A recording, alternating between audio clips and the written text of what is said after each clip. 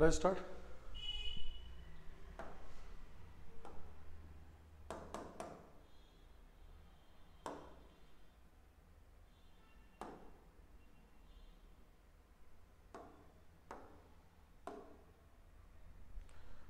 भूगोलाचं basic state board आपल्याला काय करायचं आहे, बघायचं आहे. ठीक आहे. आपण भूगोलाचा जो काही सिलेबस होता डिकोडिंगचा. Yes, good morning Dhanashree, Aman. तो सिलेबस तुम्ही नीट ते लेक्चर ऐकलं असेल अशी अपेक्षा करतो. भूगोल स्कोप काय, प्रश्न किती विचारतात, कसे विचारतात, आणि मग त्यानुसार आपण भूगोलाची तयारी कशी करायची. आज आपण काय करायचं, स्टेट बोर्डचं पहिलं लेक्चर स्टार्ट करूया. स्टेट बोर्डमध्ये बेसिक म्हणून मी म्हणतोय, जो स्टेट बोर्ड आपल्याला आवश्यक आहे तो स्टेट बोर्ड आपण आज सुरू करूया. फक्त एक मिनिटासाठी की ही बॅच 2 जानेवारीपासून तुमचं पहिले बेसिक गणित सुरू झालं. आय होप तुम्ही ते बेसिक गणिताचे काय लेक्चर्स केले असतील. याच्यानंतर परत पुढे बेसिक गणित होईल जेव्हा आपलं स्टेट बोर्ड संपेल. ऑनलाईन ऑफलाईन ही आपली बॅच आहे. एकूण 8 महिने चालणार आता बॅच ही. आणि या बॅचला जे विद्यार्थी ॲडमिशन घेणार आहेत त्या विद्यार्थ्यांसाठी 9370423472 शिरदा कॉम्प्लेक्स ॲक्सिस बँक शेजारी नवी पेठ इथं आपली काय आहे ब्रांच आहे. हा फोन नंबरवर तुम्ही तुमच्या ॲडमिशनची इन्क्वायरी करून ॲडमिशन करू शकता. आजपासनं स्टेट बोर्डचं टीचिंग हे होईल. हे रात्री यातला थोडाफार भाग तुम्हाला जस्ट ज्या विद्यार्थ्यांतून ॲडमिशन झाल्याने ते मेसेज चालू असतात त्यांसाठी यूट्यूबवर पण होईल, पण थोडा येईल. बाकीचं सगळं आता लेक्चर कुठं चालू आहे ॲपमध्ये आणि क्लासरूममध्ये हे लेक्चर सुरू आहे, हे लक्षात घ्यायचं आहे. ठीक आहे. आता आपण सिलेबस मी तेव्हाही दाखवला होता, आताही दाखवतो. या सिलेबसमध्ये पहिल्या तर प्रीच्या फक्त महाराष्ट्र भूगोलाचा विशेष अभ्यास आहे. भारत शब्द वापरला नाही. इथं शब्द दिला आहे भारत आणि महाराष्ट्र. याचा अर्थ काय आहे की आपला जो फोकस आहे तो काय आहे, भारत आणि महाराष्ट्राचा भूगोल असा आयोगाचा फोकस आहे. असं आयोगाने आपल्याला डिफाईन केलेला काय आहे सिलेबस आहे, हे लक्षात घ्यायचं आहे. मग त्याला धरून आपल्याला बाकीचा सिलेबस, राज्यसेवेचा सिलेबस हा मी इथं दाखवत नाही आहे. 2 मिनिटं आपण पुढे जाऊ. आता जो काही बेसिक म्हणतोय मी हा सगळा राज्यसेवेचा आहे, पण इथं महाराष्ट्र बोर्ड क्रमिक पुस्तक ह्या काही कन्सेप्ट आपल्याला समजून घेण्यासाठी उपयोगाचे येतात. जे आपल्याला आता या आठवड्यात करायचं आहे ते काय करायचे, भूगोलाचे काही कन्सेप्ट आहे. याच्यावर डायरेक्ट प्रश्न येत नाही, पण हे समजलं नाही तर महाराष्ट्रात पाऊस का पडतो, भारतात पाऊस का पडतो कळत नाही. महाराष्ट्रात उन्हाळ्यात कुठल्या भागात किती वारे वाहतात, भारतात कुठले वारे वाहतात त्याच्यावर पाऊस प्रश्न येतो, पण त्या वाऱ्यांची निर्मिती का होते का होत नाही याचा बेस कुठं आहे या बेसिक अंडरस्टँडिंगमध्ये. म्हणून या बेसिक संकल्पना फार सोप्या आहे, त्या आपल्याला या स्टेट बोर्डच्या माध्यमातून काय करायचं आहे समजून घ्यायचे. मी जस्ट दाखवून ठेवतो. विश्वाची उत्पत्ती, सूर्यमाला, पृथ्वी, वातावरण, सौरशक्ती, पृथ्वीचे अंतरंग. आता अंतरंग वगैरे आपण फार डिटेलमध्ये घेणार नाही. वायुदाब आणि वारे या काही गोष्टी आपल्याला समजून घेणं गरजेचं आहे. मग आता भारत आणि महाराष्ट्रात आपला सिलेबस आहे, तुम्ही आता दाखवत नाही because that is over original syllabus. तो शिकावाच लागणार आहे, त्याला आपण स्किप करू शकणार नाही. मग आता मी ही PDF तुम्हाला शेअर करेन. याच्यात मी दाखवलं आहे तुम्ही बेसिक म्हणून काय वाचलं पाहिजे. मी त्यावेळेस सांगितलं प्रत्येक पुस्तकातला प्रत्येक धडा वाचण्याची गरज नाही. फॉर एक्झाम्पल 6वी आणि 8वीचं जर पुस्तक घेतलं, पृथ्वीचा आकार, अक्षांश, रेखांश, स्थानिक वेळ, प्रमाण वेळ एवढंच वाचायचं. कितीचं, 6वी आणि 8वीमधनं एवढेच गोष्टी तिथं वाचायच्या. 7वी घेतलं तर परिवलन, परिभ्रमण, ऋतुनिर्मिती एवढंच कामाचं आहे आपल्या. बेसिक म्हणून सगळं कामाचं नाही. त्यानंतर परत 8वीचं पृथ्वीचे अंतरंग, 6वी खडक व प्रकार, 6वी आणि 10वी आणि 11वीमध्ये हवा, हवामान, तापमान, हवामान विभाग छोटे धडे आहे. ओके. आणि 7वीमध्ये हवेचा दाब, वारे, 9वीमध्ये वृष्टी, वृष्टी म्हणजे पर्जन्याचे प्रकार, 8वीमध्ये आर्द्रता आणि ढग इतकं कामाचं आहे. परत 6वीमध्ये महासागर महत्व, भरती, ओटी, सागर तट रचना. हे पण खूप झालं, माझं म्हणणं इतकं पण नाही. तुम्ही या 5 जिथं मी 5 लेक्चर म्हणतो हेच महत्त्वाचं आहे. आपण यालाच एक्सप्लेन करतो, इथपर्यंत आलं तरी चालते. आता 9वीपासनं हा सगळा राज्यसेवेचा आहे. मी दोन्ही एकत्रच टाकून ठेवत असतो, याचं कामाचं नाही आपलं. परत आपलं काम कुठे येतं, ओल्ड भारताचा आणि ओल्ड महाराष्ट्राचा. आणि इथं सिलेबसच संपतो असं समजा.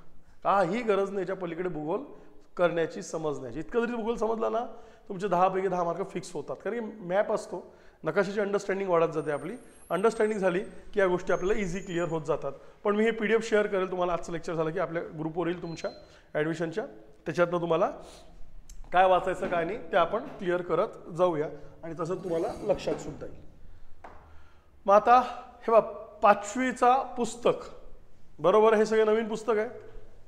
आता यातलं सगळे ऑनलाईनच आहेत अवेलेबल. माझं पण नाही, शक्यतो नाही घेतलं तरी चालेल. क्लासमध्ये मी जेवढं सांगतो तेवढं जरी अंडरस्टँड झालं ते कव्हर झालं असं समजा तुमचं. इथून तुम्ही मला वाटत म्हणजे वाचलं तर फार चांगलं, नाही वाचलं तर तुमचं अडणार नाही जर तुमचं क्लासमध्ये अंडरस्टँडिंग झालं तर. 9वी 10वी मात्र ओल्ड कंपल्सरी आहे, ते मी कायम सांगतोय. That is our reference book. ते काय आपले संदर्भ पुस्तक आहे ना, ते काय तुमच्या बेसिक म्हणून थोडी दिले तुम्हाला, ते संदर्भ पुस्तक म्हणून त्याचा वापर करायचा आहे, हे लक्षात घ्यायचं आहे. मग आता याच्यात बाकीचं एवढंच कामाचं आहे. आपली पृथ्वी, आपली सूर्यमाला, पृथ्वीचे फिरणे, बाकी कुटुंबातील मूल्ये, नियम, ओळख भारताची, आपले घर, पर्यावरण, हे आपल्या कामाचं नाही. हे पुस्तकच कामाचं नाही आहे. फक्त आपली पृथ्वी आणि आपली सूर्यमाला. मग आपली पृथ्वी व आपली सूर्यमाला हा जो काही टॉपिक, हे आपली पृथ्वी. आता सर याचा काय बघावं लागणार आहे आपल्याला? याचा काय संबंध? पृथ्वीचा संबंध भारताशी आहे, भारताचा संबंध महाराष्ट्राशी. बट ऑब्वियस, ज्याला आम्ही प्राकृतिक रचना म्हणतो, नैसर्गिक किंवा भौगोलिक रचना म्हणतो, त्याचा संबंध पृथ्वीशी आहे. म्हणून आम्हाला पृथ्वीची बेसिक माहिती असणं काय गरजेचं आहे. त्याच्याशिवाय आम्हाला कन्सेप्ट क्लिअर होणार नाही. का असं काय कोणी लिहून ठेवलं का? डिवाइड करताना बसलं कागद घेऊन, हां किती महिन्यापासून तुम्हाला हिवाळा पाहिजे? मग आपल्या भारतातल्या किंवा कुठल्या लोकांनी हातवर केला, एक काम करा, आम्हाला ऑक्टोबर नोव्हेंबरपासून हिवाळा लिहून द्या. म्हणून हिवाळा तयार झाला का? नाही, आमच्या शाळा उन्हाळ्यात सुट्ट्या पाहिजे, उन्हाळ्यात सुट्ट्यात ऊन जास्त असते, मुलांना घरी बसवायचं आहे, उन्हाळा आम्हाला बोर होतो म्हणून मे मध्ये द्या. असं काही झालं का? असं काही झालं नाही ना. निसर्गानुसार आपण आपले शेड्यूल तयार केले. निसर्गाने आपल्यानुसार नाही केले. निसर्गानुसार कोणी तयार केले शेड्यूल? आपण तयार केले, लक्षात घ्यायचं आहे.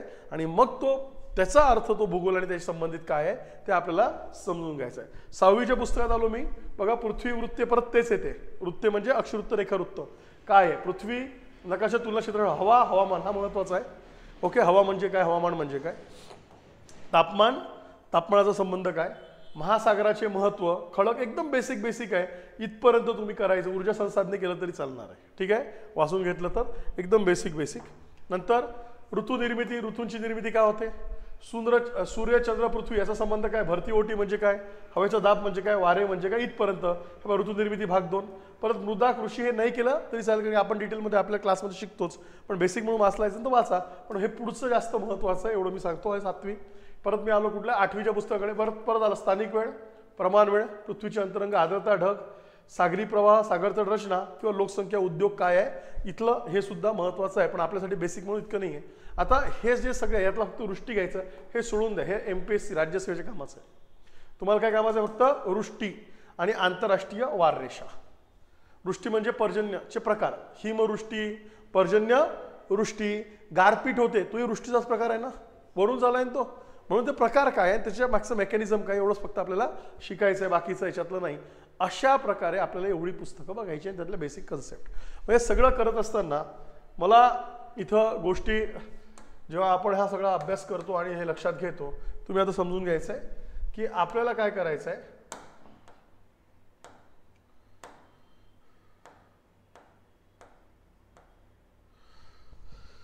मला तुम्हाला समजणं काय गरजेचं आहे बघा. बेसिक म्हणून पहिले अंडरस्टँडिंग म्हणून पृथ्वी आणि आपण ज्या सूर्यमालेचा भाग आहे, पृथ्वी आणि सूर्यमाला आहे ना, बरोबर आहे, याचा थोडा संबंध अंडरस्टँड होणं गरजेचं आहे. पृथ्वी कोणाभोवती फिरते? सूर्याभोवती. सूर्याभोवती फिरायला किती वर्ष घेते, म्हणून आम्ही त्याला वर्षाचा कालावधी म्हटलेला आहे, बरोबर आहे. पृथ्वी सूर्याभोवती फिरते म्हणून तर ऋतूची निर्मिती होते, त्याला उन्हाळा आणि हिवाळा म्हटलं. ते मेकॅनिझम समजणं गरजेचं आहे. त्याशिवाय ऋतू, पावसाळा का पाऊस जास्त पडतो, उन्हाळ्यात तापलाच पाहिजे तरच पावसाळा येऊ शकतो, उन्हाळा जर तापला नाही तर पाऊस येत नाही. बघा गावाकडे बऱ्याच वेळा लोक म्हणतात, तुम्ही जर ऐकले शब्द, यावर्षी लय कडक ऊन आहे राव, पाऊस जास्त पडेल, असे शब्द कानावर पडतात बघा आपला. कशाहून गावाकडे लोक, आपला अंदाज, तो अंदाज एकदम परफेक्ट आहे. Because there is the relation between high temperature and low pressure. जितकं तापमान अधिक तितका दाब कमी, जितका दाब कमी तितके भारताकडे वारे काय येणार, अधिक वाहत येणार. So it's a basic understanding. Okay, म्हणून त्यावेळी आपल्याला हा एक भाग इथं बघणं आहे, सूर्यमाला वगैरे काय आहे.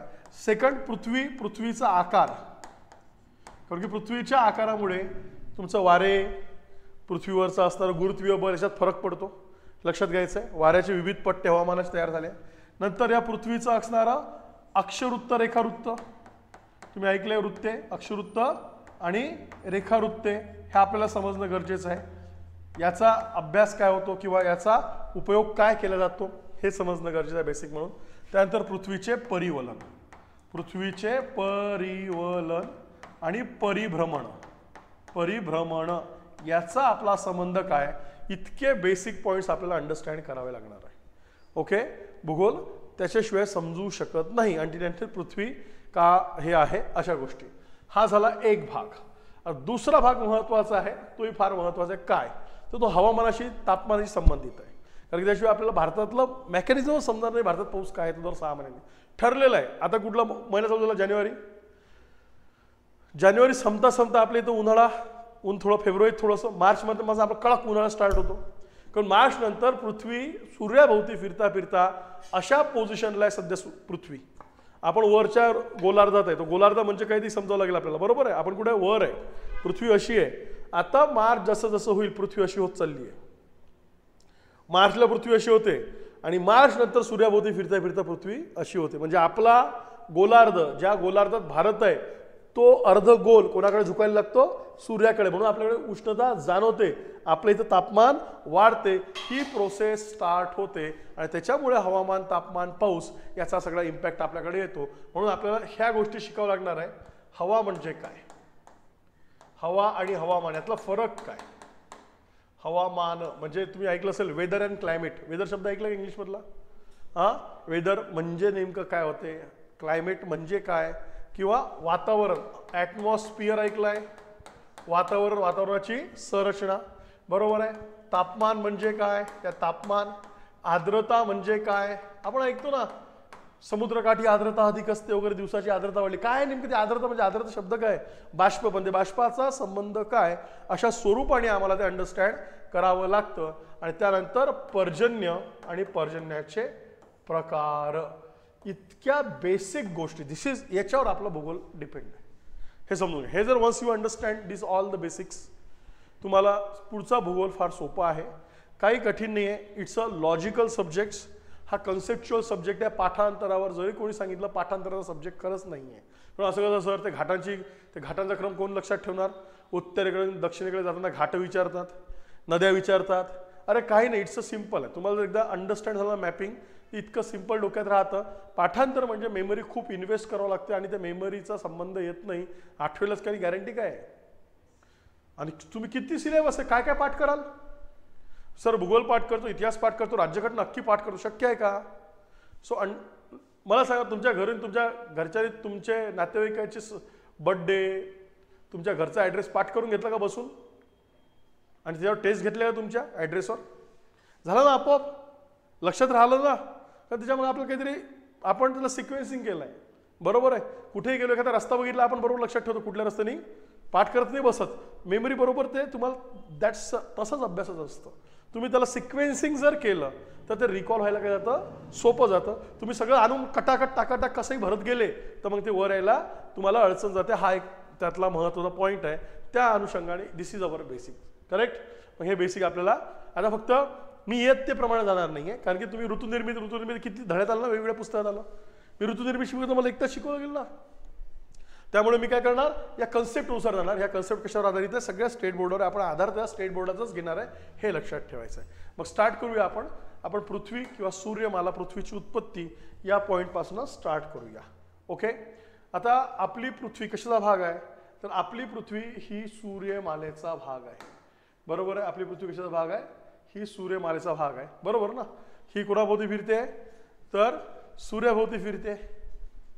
आता प्रश्न आहे की याची निर्माण कसं झालं. आता निर्मितीवर प्रश्न आपल्याला अजिबात येणार नाही आहे. मी जस्ट तुम्हाला एक्सप्लेन करण्यासाठी, आपल्या अंडरस्टँडिंगसाठी ह्या बेस समजणं गरजेचं आहे, म्हणून आपण समजून घेतोय की निर्माण कसं झालं आहे.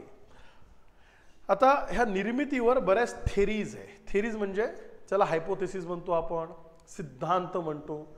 या थेरीज का म्हणायचं? बिकॉज अजून ते पूर्णतः प्रूफ झालेलं नाही. आता हे सगळं करायला आपण जे काही आधुनिक म्हणतोय, आधुनिकता आली, मानव आधुनिक झाला सो कॉल्ड. म्हणजे तुम्ही 16व्या व 17व्या शतकापासून आपण आधुनिकतेकडे वळलो. आपण म्हणजे भारत नाही, आपण मागास होतो, मागासच आहे, त्यात काही शंका घेऊ नका तुम्ही.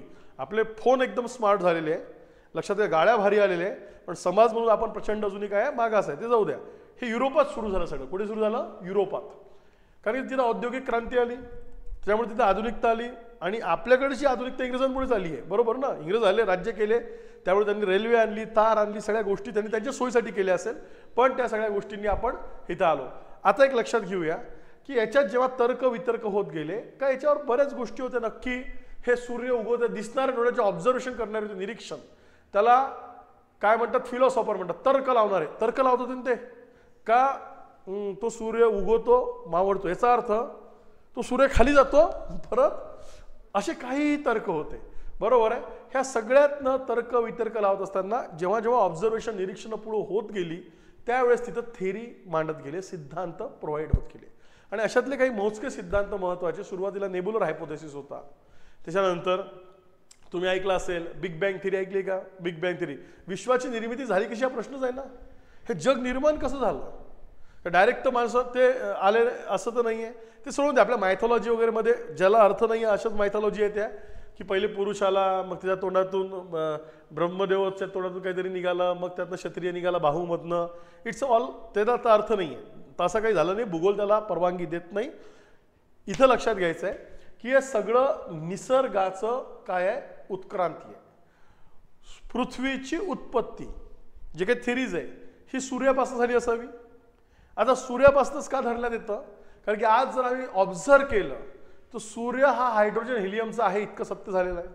आणि हायड्रोजन हेलियमचं कॉम्बिनेशन कुठलं आहे, इट्स अ न्यूक्लिअर फ्युजन, केंद्रीय सम्मिलन. एक हायड्रोजन आणि एक हेलियम ज्यावेळेस यांचं मोठ्या तापमानात फ्यूज होतात त्यातनं मोठी ऊर्जा बाहेर पडते आणि कदाचित त्याचा मोठा स्फोट झाला असावा, त्याच्यातनं द्रव्य बाहेर फेकल्या गेलं.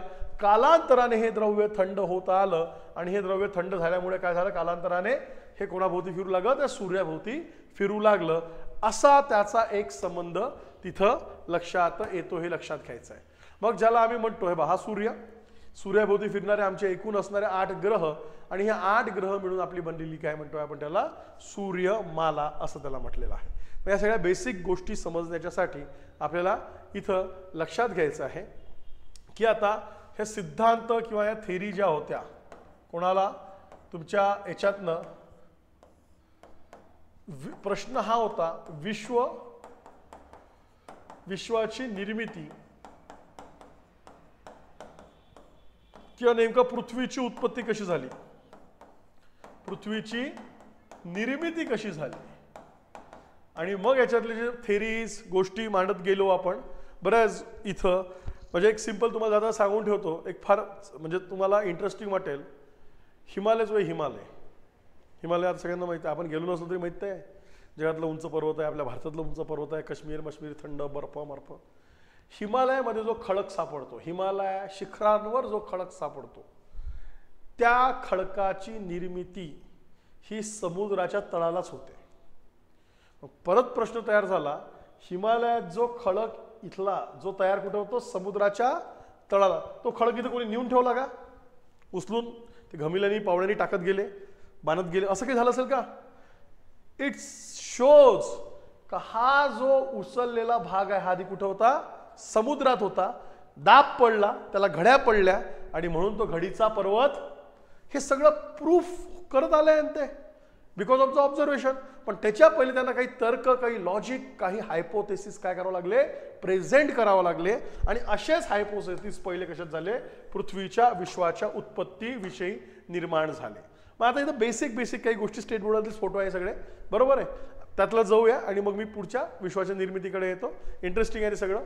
तारे म्हणजे काय, ज्या चांदण्या लुकलुकतात त्यांना तारे म्हणतात, त्यांचा प्रकाश कमी जास्त होताना दिसतो. तारे स्वयंप्रकाशित असतात, बरोबर आहे.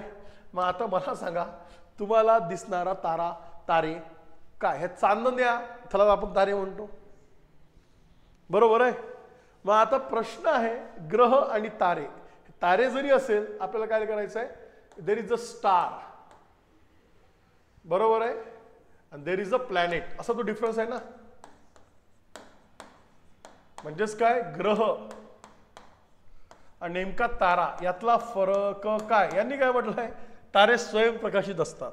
हो बरोबर आहे, पण काय, कशामुळे स्वयंप्रकाशित, मला सांगा, तुम्ही तुमच्या डोळ्यांनी बघणारा तारा कुठला, की तुम्ही कॉन्फिडन्स म्हणून सर हा तारा आहे. तेव्हा नका सांगू चांदणे आहे, मी पण तुम्ही बघता रोज, काहीच कळत नाही त्यातलं. छान वान याच्या पलीकडे आपलं कुठे डिस्कशन जाते, आज लई चांदण्या पडल्या, आज कमी चांदण्या पडल्या, एवढंच बोलतो ना आपण. मला सांगा, डोळ्यांनी दिसू शकतो, म्हणू शकतो कॉन्फिडन्सली की यस हा तारा आहे किंवा हा हे आहे, स्टार आहे. सूर्य. आपल्याला दिसणारा, आपल्याला ठामपणे सांगता येणारा तारा कुठला? सूर्य. याचा एक्झाम्पल आम्ही म्हणू शकतो सूर्य. पृथ्वीवरून दिसणारा स्वयंप्रकाशित आहे का तो? बर. आता काल परवा बघा, काल का परवाची गोष्ट आहे. तुम्ही जर बघितलं असेल याच्यावर पण फोटो आले न्यूजपेपरमध्ये. नाही, न्यूजपेपर वाचायचे बरं का प्लीज. तुम्हाला जर एका वर्षात पोस्ट काढायची आहे, सगळ्या गोष्टी प्रॉपरली केल्या पाहिजे, एक्सक्यूज करायचं नाही.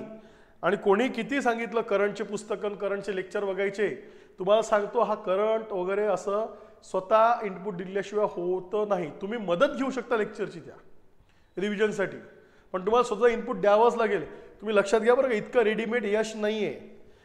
सक्सेस रेडीमेड येत नाही. जोपर्यंत तुमचा इनपुट स्ट्रॉंगली बसत नाही तोपर्यंत आपण सक्सेसकडे वळू शकत नाही. त्यामुळे माझं म्हणणं आहे, न्यूजपेपर 5 रुपये किंवा 6 रुपये वाया जाईल म्हणून तरी वाचा, त्या रद्दीचा नंतर उपयोग करा, पण नजरेखालनं गेलं पाहिजे अवतीभोवती काय घडतंय, आंतरराष्ट्रीय लेवलवर काय आहे, राष्ट्रीय लेवलवर काय आहे, हे लक्षात घ्यायचं आहे.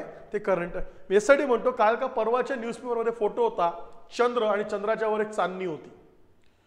म्हणजे मी जस्ट दाखवलं, पण माझ्या एका मित्राला बघा म्हटलं तर चांद तारा वगैरे दिसतोय. तो म्हटलं हा एकदम परफेक्ट चांद तारा सीन तयार झालेला वगैरे आहे, ठीक आहे. पण तो चंद्राच्या वर जो होता तो शुक्र होता. कोण होता? शुक्र हा ग्रह आहे, पण ते कधी कधी पृथ्वीभोवती फिरते, सगळे एकमेकांच्या भोवती नाही फिरत, तरी पृथ्वी सूर्याभोवती, तो पण सूर्याभोवतीच फिरतो ना. तर यांचे पोझिशन अशा येतात की ते पृथ्वीवर व्यवस्थित दिसायला लागतं, बरोबर. मग शुक्र काय आहे, आपण 2 मिनिट घेऊ, किंवा पृथ्वी घेतो. इथं पृथ्वी काय आहे? ग्रह आहे. मग लक्षणं काय? हा स्वयंप्रकाशित आहे, हा स्वयंप्रकाशित नाही. प्रश्न आहे, सूर्याला प्रकाश आला कुठून? दिला. ज्या चांदण्या लुकलुकत नाही त्यांना ग्रह म्हणतात. ग्रहांना सुद्धा प्रकाश नसतो, त्यांना ताऱ्याकडून प्रकाश मिळतो. ग्रह स्वतः भोवती फिरतात फिरतात ताऱ्याभोवती फिरतात. Okay, done. पृथ्वी आणि सूर्य 2 एक्झाम्पल्स आमच्या समोर येतात. पण प्रश्न आहे की स्वयंप्रकाशित सूर्य का? तर लक्षात घ्या, सूर्य made up of the hydrogen plus helium, आणि या हायड्रोजन हेलियममुळे इथं केंद्रीय सम्मिलन. कुठली प्रोसेस? केंद्रीय सम्मिलन. That is the nuclear fusion. त्याच्यामुळे तो विस्फोट होतो. तो विस्फोट म्हणजे, आलं लक्षात? तो विस्फोट म्हणजेच काय दिसतंय आपल्याला हे लक्षात घेऊ आपण. तो विस्फोट म्हणजे तुम्हाला सूर्य इथं याच्यात दाखवतो, हा विस्फोट आहे. तो तुम्ही ओरिजिनल आहे का? तुम्ही काढलाय का? हा, असं काही नाही, ते गुगलवरचे फोटो आहे. पण इमॅजिनरी काय ना, आपण आपल्याला काहीच दिसत, त्यावेळेला पिवळा रंग दिसतो, संध्याकाळी ऑरेंज दिसतो, सकाळी ऑरेंज दिसतो, बरोबर ना. पण देर इज अ न्यूक्लिअर फ्युजन. हा तो असणारा हायड्रोजन हेलियमचा असणारा काय आहे? केंद्रीय सम्मिलन. That is why there is अ काय फ्युजन. फ्युजनमुळे स्पोर्ट्समुळे उष्णता. ग्रहात होत नाही, ग्रह थंड झालेले आहे. मग आता स्टार्ट कुठं झाला मुद्दा? पृथ्वी निर्माण कशी झाली? तर देर इज अ हायपोथेसिस. आता कशामुळे झालं? सूर्यावरचं द्रव्य कशामुळे बाहेर फेकलं गेलं? काय झालं? But obvious there was a explosion. तिथं मोठ्या प्रमाणात काहीतरी स्फोट झाला असता. स्फोटामुळे द्रव्य बाहेर फेकलं गेलं. कालांतराने हे पृथ्वी बघा, द्रव्य थंड होत आलं आणि त्याची तयारी झाली, पृथ्वी झाली. ओके. आता हे द्रव्य जेव्हा थंड होत गेलं, म्हणजे फॉर एक्झाम्पल तुम्ही बेसॉल्ट खडक ऐकलाय का? कसा तयार होतो बेसॉल्ट खडक? यस, ज्वालामुखी. तो तर आधी पातळ होतो ना, तो थंड झाल्यावर घन घट्ट होतो ना. असंच हे पृथ्वी पहिले थंड होत आली, त्याच्यात काही भाग कठीण होत गेले, बरोबर, ते उंच राहिले, काही भाग खाली दबले, ज्याच्यावर पाणी साचलं त्याला तुम्ही समुद्र तळ असं म्हणता. ही पृथ्वीची थंड होण्याची प्रोसेस सुरू झाली. आज आपण कन्सिडर करतो की पृथ्वीचं वय हे 4.5 अब्ज आहे, किंवा पृथ्वीचं वय 460 कोटी वर्ष आहे. हे 460 कोटी वर्ष कुठून धरतात? पृथ्वी थंड होण्याच्या कालावधीपासून. पृथ्वीची उत्पत्ती कुठून झाली असावी? सूर्यापासून झाली असावी, विस्फोटातून झाली, आणि पृथ्वी कालांतराने काय होत गेली? थंड.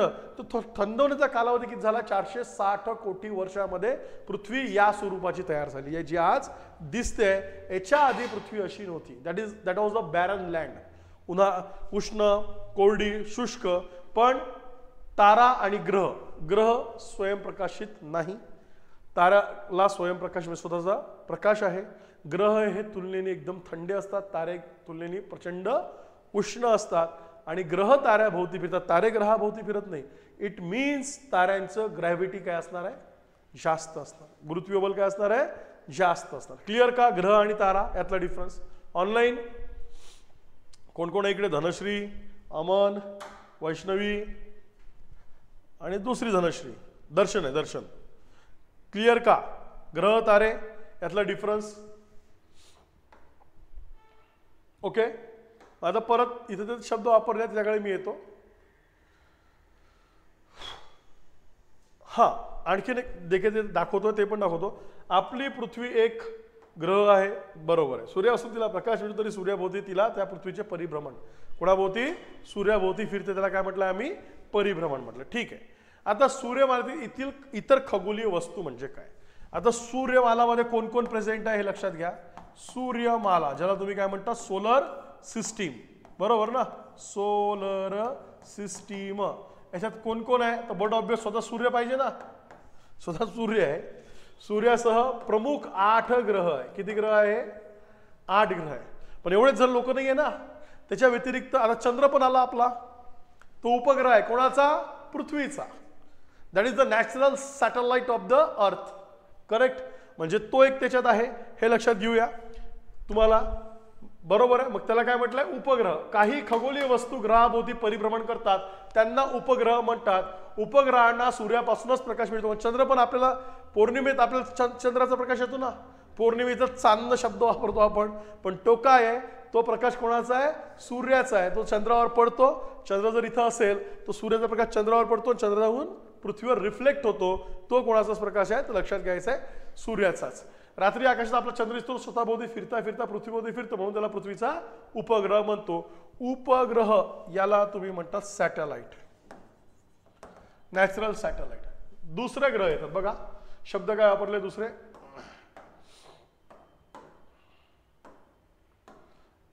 बटुग्रह आणि लघुग्रह.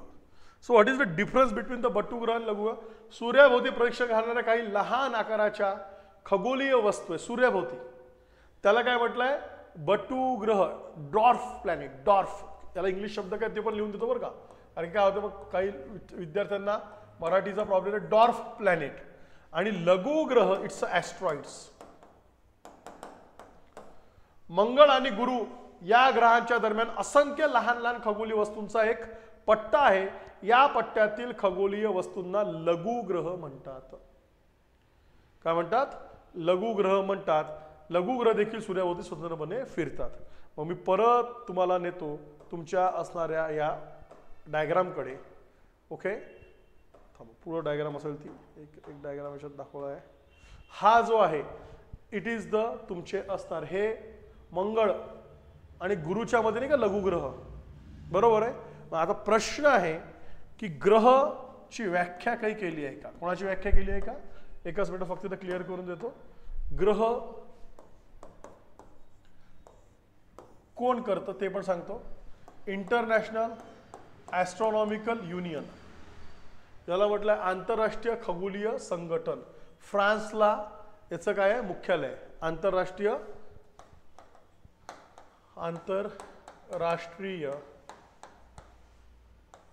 खगोलीय संघ. आता हे काय डिसाईड करतं, याने बघा, यांनी वेगवेगळं आता हे डिसाईड करू शकतो बरं का, पृथ्वीला पृथ्वी म्हणायचं का अजून काही म्हणायचं.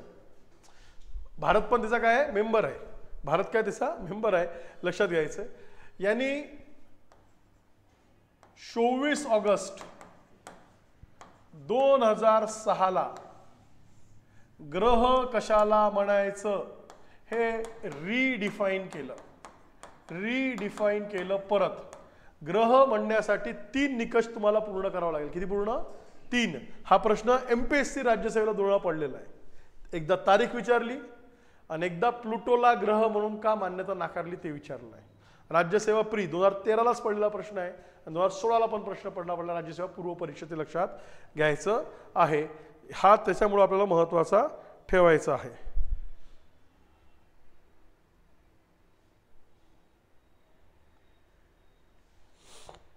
मग आता निकष काय लावले ग्रह म्हणजे, यांचं म्हणणं आहे पहिला निकष, ती खगोलीय वस्तू आयदर तो ग्रह कोणाभोवती फिरणार आहे? सूर्याभोवतीच. पण सूर्याभोवती फिरताना नियमित वर्तुळाकार किंवा लंबवर्तुळाकार सूर्याभोवती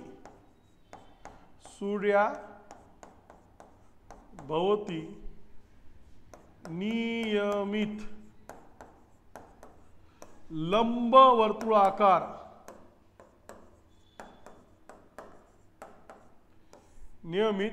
लंबवर्तुळाकार कक्षेत फिरली पाहिजे. कुठली वस्तू? जी कुठली त्या सूर्यमालेत आहे खगोलीय वस्तू. ग्रह म्हणण्यासाठी पहिली अट काय? There should be the elliptical orbit. Circular orbit not allowed. कुठलं ऑर्बिट? इलेप्टिकलच. लंब वर्तुळाकार हे लक्षात घ्यायचं आहे. लंब वर्तुळाकार तुम्ही जर बघितलं याचे ऑर्बिट काय दिसते? सगळ्यांचे इलेप्टिकलच दिसतंय ना. कुठे सर्क्युलर दिसतंय? तरच त्याला ग्रह म्हणता येईल. ही पहिली अट. नियमित फिरले पाहिजे. कोणाभोवती फिरले पाहिजे? सूर्याभोवती फिरले पाहिजे आणि नियमित लंबवर्तुळाकार कक्षेतच फिरले पाहिजे. दुसरी अट काय टाकली आहे बघा. आयसोची दुसरी अट काय? ती खगोलीय वस्तू, म्हणजे मी कोणाबद्दल बोलतो हे लक्षात घ्या. एक तर खगोलीय वस्तू असेल किंवा त्याला तुम्ही काय म्हणा ग्रह, बरोबर आहे, किंवा आपण काय म्हणू त्याला ग्रह. सूर्याभोवती नियमित लंबवर्तुळाकार कक्षात. त्याच्यानंतर त्याचा आकार, त्या खगोलीय वस्तूचा किंवा ग्रहाचा हा घन गोल आकारच दिसला पाहिजे. चौकोनी त्रिकोणी दिसता कामा नये. आता आपण आत्ताच बघितलं सूर्य हायड्रोजन हेलियमचा आहे, पण दिसताना गोळाच दिसतो तुम्हाला. तुम्हाला वाटतं का ते इथून नाही तिथे गेल्यावर सूर्यात गेल्यावर आत जाऊ आपण? Because that is the gas. ते आतच जाईल. गुरु संपूर्ण तो वायू स्वरूपाचा आहे. शनी वायू स्वरूपाचा ग्रह आहे, पण दुरून दिसताना घनगोल आकाराचे गोळे दिसतात ना असे. त्याला पृथ्वीसारखा सरफेस थोडी आहे. पृथ्वी मान्य आहे, पृथ्वीवर सरफेसच आहे हो. भूपृष्ठ आहे ना, पाण्याखाली काय असेल ना भूपृष्ठ आहे, जमिनीवर काय भूपृष्ठच आहे, पण त्याला भूपृष्ठ नाही तरी तो घनगोल आकार दिसतो. पण दुसरी अट काय? कोणाला ग्रह म्हणता येईल? एक लंबवर्तुळ आकार कक्षेत फिरेल. दुसरा त्याचा शेप काय पाहिजे? घनगोल आकारच पाहिजे. अन्यथा चौकोनी आहे त्रिकोणी आहे चालणार नाही. दिसताना तो घनगोल आकार दिसला पाहिजे. आणि तिसरी अट आहे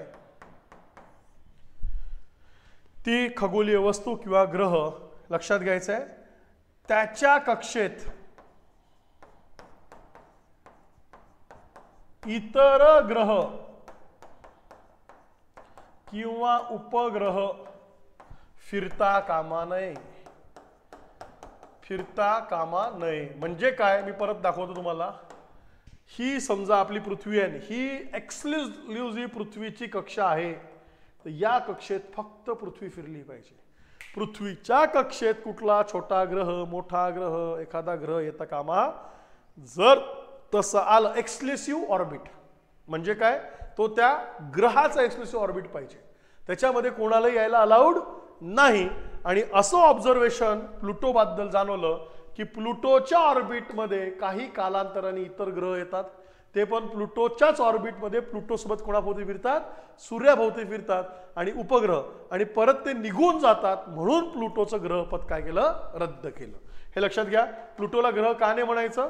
कारण की प्लुटोची ऑर्बिट एक्सक्लुसिव्ह नव्हती. म्हणून ही गोष्ट 24 ऑगस्ट 2006ला परत हे 3 डिफाईन केले, 3 निकष. आणि प्लुटोला काय केलं? ग्रह म्हणून बाजूला काढलं. हीच डेट आहे. आणि तेव्हापासून आपल्याकडे ग्रह किती आले? 8. आधी 9 ग्रह होते, बरोबर ना. प्लुटोला काय धरतात मग आता? Dwarf planet. कुठला प्लॅनेट? बटू ग्रह. डॉर्फ प्लॅनेट म्हणून प्लुटोला कन्सिडर करण्यात आलं. हे कोणी केलंय? International astronomical union. मग याला ग्रह म्हणून हे 3 निकष त्यांनी म्हटले. क्लिअर का? ग्रह म्हणून त्यांचे किती? 3 निकष. या तारखेवर 2013 पहिली प्री राज्यसेवेची आणि 2016 10 वर्ष झाली त्या घटनेला. आणि MPSC आणि UPSCला खगोलीय घटन खगोलीय भूगोलावर प्रश्न पडतात दरवर्षी. कंपल्सरी प्रीला प्रश्न असतो. कंपल्सरी हा तिथला महत्त्वाचा भाग येतो. पण राज्यसेवेला कंबाईनला 2013 पासून एकदाच पडला. त्यानंतर कंबाईनला हा आला नाही, कंबाईनचा फोकस हल्ला कुठं आला? महाराष्ट्र आणि भारतावर ते सगळं घेऊन गेले. क्लिअर का? मग मला सांगा ग्रह आणि तारा यातला पहिला डिफरन्स समजला का? ग्रह आणि तारे. मग मी बाकीच्या पॉइंटवर जातो. बाई इथं दिलाय ग्रह, बटुग्रह, लघुग्रह, उपग्रह. 3 गोष्टी समजल्या. उपग्रहाचं एक्झाम्पल काय लक्षात ठेवायचं आहे? चंद्र. पृथ्वीचा उपग्रह त्या त्या मुख्य ग्रहाभोवती फिरतात. सूर्याभोवती फिरतात त्याला म्हणायचं बटुग्रह. आणि गुरु आणि मंगळच्या मध्ये जो पट्टा आहे तो लघुग्रहांचा पट्टा, asteroids. Is it clear all everybody? चलो नेक्स्ट पॉइंट कडे. आता गुरुत्वाकर्षण, ग्रॅव्हिटेशनल फोर्स ऑफ अट्रॅक्शन, बरोबर ना? आपण लहानपणी सगळ्यांनी बघितलंय गुरुत्वाकर्षण म्हणजे काय, या गोष्टी आपण बरेच बघितल्या असतात. हा बघूया कायचं दिलंय, फार सोपं आहे. खगोलीय वस्तूंमध्ये एकमेकांना स्वतःकडे खेचण्याची म्हणजेच आकर्षित करण्याची शक्ती असते. या शक्तीला गुरुत्वाकर्षण शक्ती म्हणतात. सूर्याची ग्रहावर कार्य करणारी गुरुत्वाकर्षण शक्ती तसेच ग्रहांची सूर्यापासून दूर जाण्याची प्रवृत्ती यांच्या एकत्रित परिणामामुळे ग्रह सूर्याभोवती ठराविक अंतरावर फिरतात, ठराविक कक्षेत परिभ्रमण करत असतात. या पद्धतीने उपग्रही ग्रहांभोवती परिभ्रमण करतात. आता प्रश्नच आहे ना, आपण सूर्याभोवतीच का फिरतो? कारण की सूर्याची ग्रॅव्हिटी पृथ्वीला किंवा इतर ग्रहाला त्याच्यापासून दूर जाऊ देत नाही.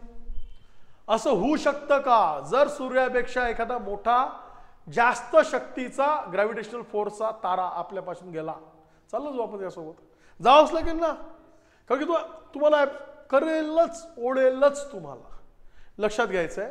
तर बडोबेस होऊ शकतं, पण ते आता आपल्याला माहित नाही. झालंही असेल, आलंही असेल, आपण आपला सूर्य गेला, आपण दुसऱ्या सूर्याभोवती आलो असेल, कुणाला माहिती आहे काय? कारण मी परत परत सांगतोय की पृथ्वीची निर्मिती 460 कोटी वर्ष आधी झाली.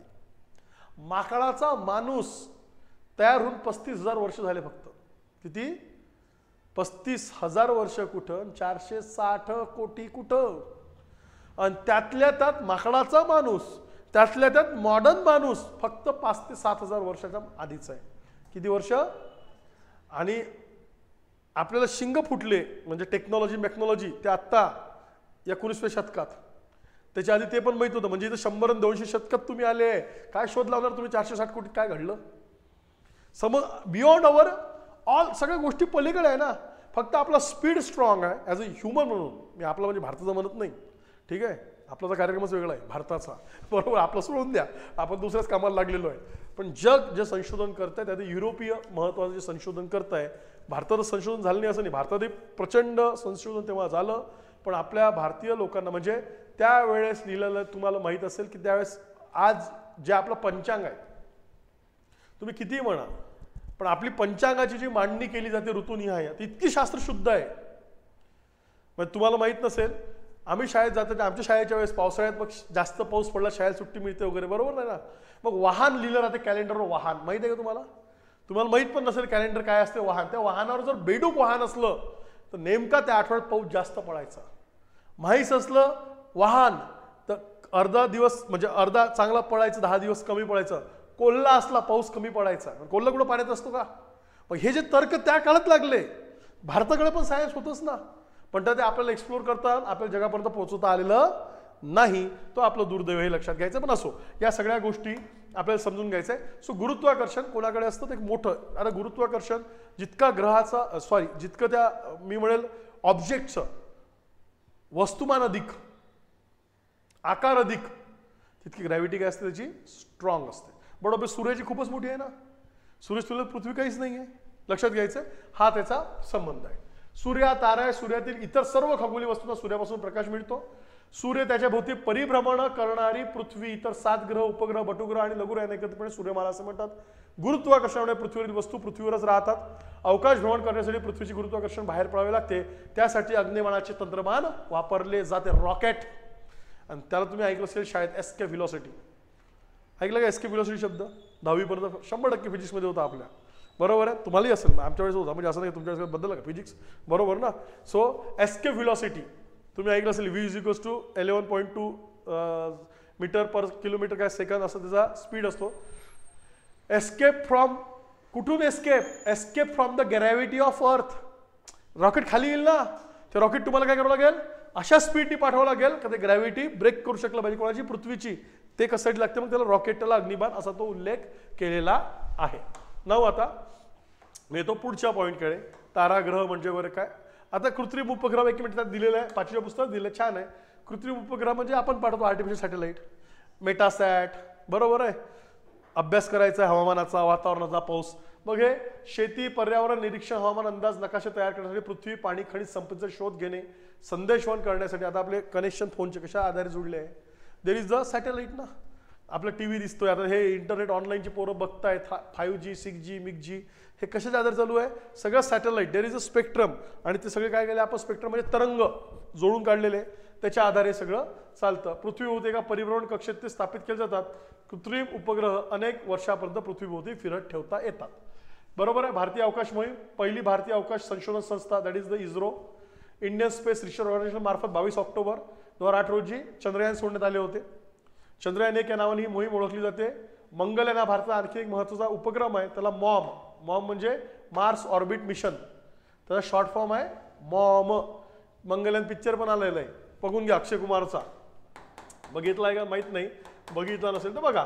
बरे पिक्चर आहे, काही फार भारी नाही आहे, पण त्यातले त्यात बरे आहे. भारताचा प्रॉब्लेमच आहे, भारताचा प्रॉब्लेम म्हणजे भारताच्या डायरेक्टरचा. ते पिक्चरमध्ये अति इमोशनल घालते ना, त्याच्यामुळे सगळं बिघडून जाते. आपण प्रॅक्टिकल फार कमी अप्रोचनी विचार करतो भारतीय लोक, त्याचा हा परिणाम आहे. असो, या नावाने प्रसिद्ध आहे. 5 नोव्हेंबर मंगलयान वगैरे झालं असं त्यात बेसिक माहिती दिली आहे. बरोबर. आणि जर मी जस्ट याच्यात परत ते आपल्या याच्यात गेलं बघा,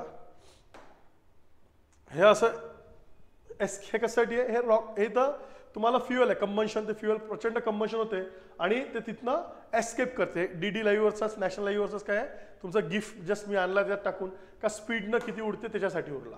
आणि हे पहा, आता फक्त सांगताना जस्ट सांगून ठेवतो की याच्यात मार्स ऑर्बिट मिशन जेव्हा घडलं होतं, तर पहिले पृथ्वी आणि मग मंगळ आहे ना. सूर्याभोवती फिरताना जर सिक्वेन्स बघितला तर आपण बघू आता सूर्यमाला म्हणजे काय. तर लक्षात घ्या, जर तुम्ही पृथ्वीवरून सोडणारं एखादं रॉकेट आहे, ते मंगळाच्या कक्षेत पोचायला पृथ्वी आणि मंगळाची कक्षा एक मॅच व्हावं लागेल ना. तोवर तिथे पोचणार कसं, त्याला अंतर लय लांब पडेल ना. आणि म्हणून हे महत्त्वाचं काय आहे, मॉम. बरोबर आहे. ह्या सगळ्या गोष्टी तर तर तर भारतानं सगळ्यात कमी खर्चात मंगळयान यशस्वी करून दाखवलं. आणि that is the milestone of Indian Space research and all the यासाठी तो माइलस्टोन आहे. आणि मग यात दाखवलं आहे बघा, ते इथून सुटलं आणि ते बरोबर त्याच्यावर गेलेलं आहे. असे ते गिफ्ट्स तिथेही तयार होतात किंवा दिसतात. हा पण एक भाग इथं लक्षात घ्यायचा आहे. हे विश्व म्हणजे काय हे आपल्या कामाचं नाही आहे. ठीक आहे.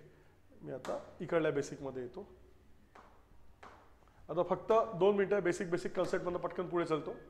हे आपल्या स्टेट बोर्डात दिलेलं नाही, दिस इज द NCERT. तुम्हाला विश्व आणि पृथ्वी आणि शब्द बघा, 2 शब्द तुम्ही ऐकले असेल, विश्व आणि जग. सांगा डिफरन्स. मग सर शब्द तर ऐकले, शब्द भारी आहे, बरोबर आहे, मग डिफरन्स पण सांगा तुम्ही का म्हणून वापरले तुम्ही हे शब्द.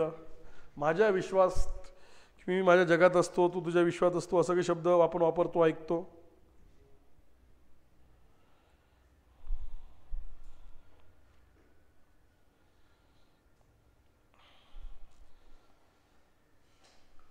हां, डिफरन्स काय आहे, इंग्लिशमध्ये लिहून देऊ काय. It's a universe, world. कोण सांगेल काही डिफरन्स आहे का वर्ल्ड आणि युनिवर्समध्ये? का इट्स द सेम वर्ड किंवा सेम रेफरन्समध्ये वापरले? हां, वर्ल्ड म्हणजे फक्त पृथ्वी. गुड. सगळं ते विश्वात येतं. बरोबर. Online comment.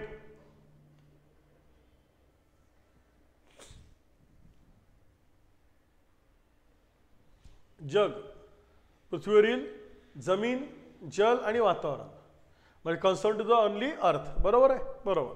पृथ्वी तर फक्त असणार कोणाच्या भोवती असणार, पृथ्वीवरील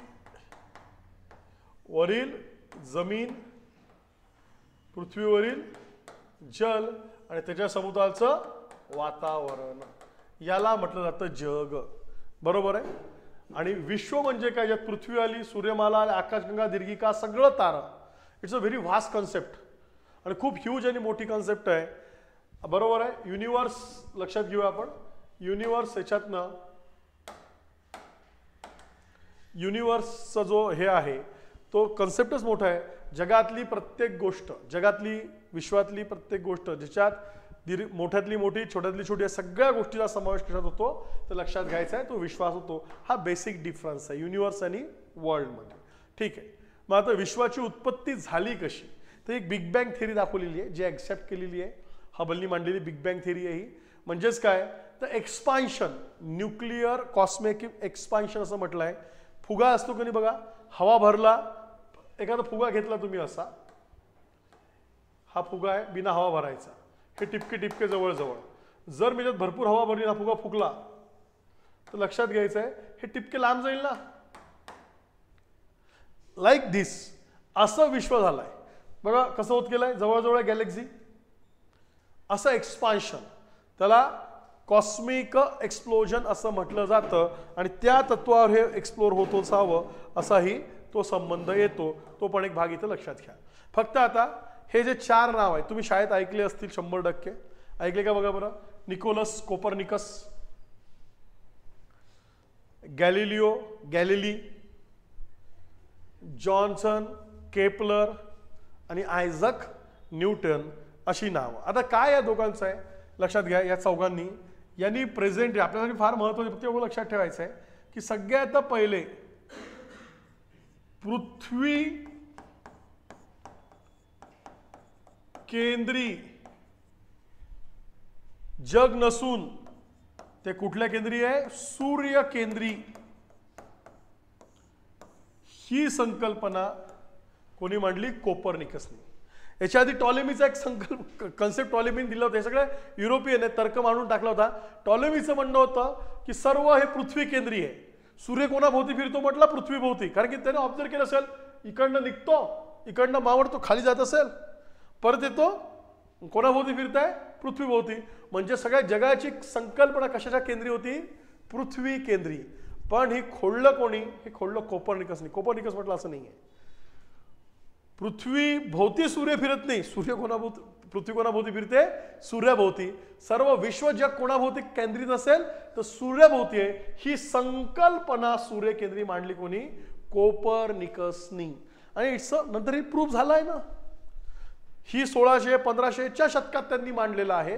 लक्षात घ्या, त्यांनी जी संकल्पना मांडली या संकल्पनेला प्रूफ दिलं ते गॅलिलिओनी. कारण की 1610 मध्ये लागलेला काय, गॅलिलिओनी लावलेला दुर्बिणीचा शोध. या दुर्बिणीचा जर शोध लागला त्याच्यामुळं तो गॅलिलिओ म्हटला की यस, हे जे सांगतोय की कोणाभोवती फिरताय, सूर्याभोवती, ते एकदम बरोबर आहे असं गॅलिलिओनी त्याला सांगितलं. ह्याच्यावर सांगितल्यानंतर जॉन केपलर म्हणतो बरोबर आहे, हा जो सांगतो सूर्यकेंद्रीय आहे, पण हे फिरताना कुठल्या ह्याच्यात फिरतं, लंब वर्तुळाकार कक्षेत. हे डिफाईन यांनी केलं. कोणाभोवती फिरतं, सूर्याभोवती पृथ्वी लंब वर्तुळाकार कक्षेत फिरते. ही मांडणी कोणी केली, केपलरने केली. आणि हे का फिरतं याचं कारण न्यूटनने दिलं. न्यूटन म्हटलं because of the law of gravitation, law of gravitation अशी मांडणी केली. का फिरतं सूर्याभोवतीच, because there is a law of gravitation, गुरुत्वाकर्षण बल सूर्याचं. हे सगळ्यात महत्वाचं आहे. म्हणून या चौघांना म्हटलं जातं फादर ऑफ मॉडर्न ॲस्ट्रोफिजिक्स. या चौघांना काय वर्णन केलं जातं, फादर ऑफ मॉडर्न ॲस्ट्रोफिजिक्स. याच्या आधीचा भूगोल हा तर्क वितर्कावर होता. पण एकदम शास्त्रशुद्ध सायंटिफिक प्रूफ इथपासूनच्या भूगोलाची मांडणी सुरू झाली. आणि तर लॉ ऑफ ग्रॅव्हिटेशन सगळं गाजलेलंच आहे, बरोबर ना. न्यूटनचं असणारं 17वं शतक या सगळ्या गोष्टीपासून मॉडर्न सायन्स स्टार्ट झालं, तो असा कालखंड. म्हणून या चौघांना भूगोलात फार महत्त्वाचं स्थान ठेवलं जातं, हे लक्षात घ्यायचं आहे. कोपर्निकस, गॅलिलिओ, केपलर आणि कोण येतो तिथं, न्यूटन. या गोष्टी इथं डोक्यात जस्ट लक्षात ठेवायच्या अंडरस्टँडिंगसाठी. मग आता परत येऊ आपण आपल्या सूर्यमालेकडे. आणि आपल्या सूर्यमालेची रचना आपण समजून घेऊया की त्यात असणारे ग्रह, उपग्रह यांचा विभाग कसा केलेला आहे.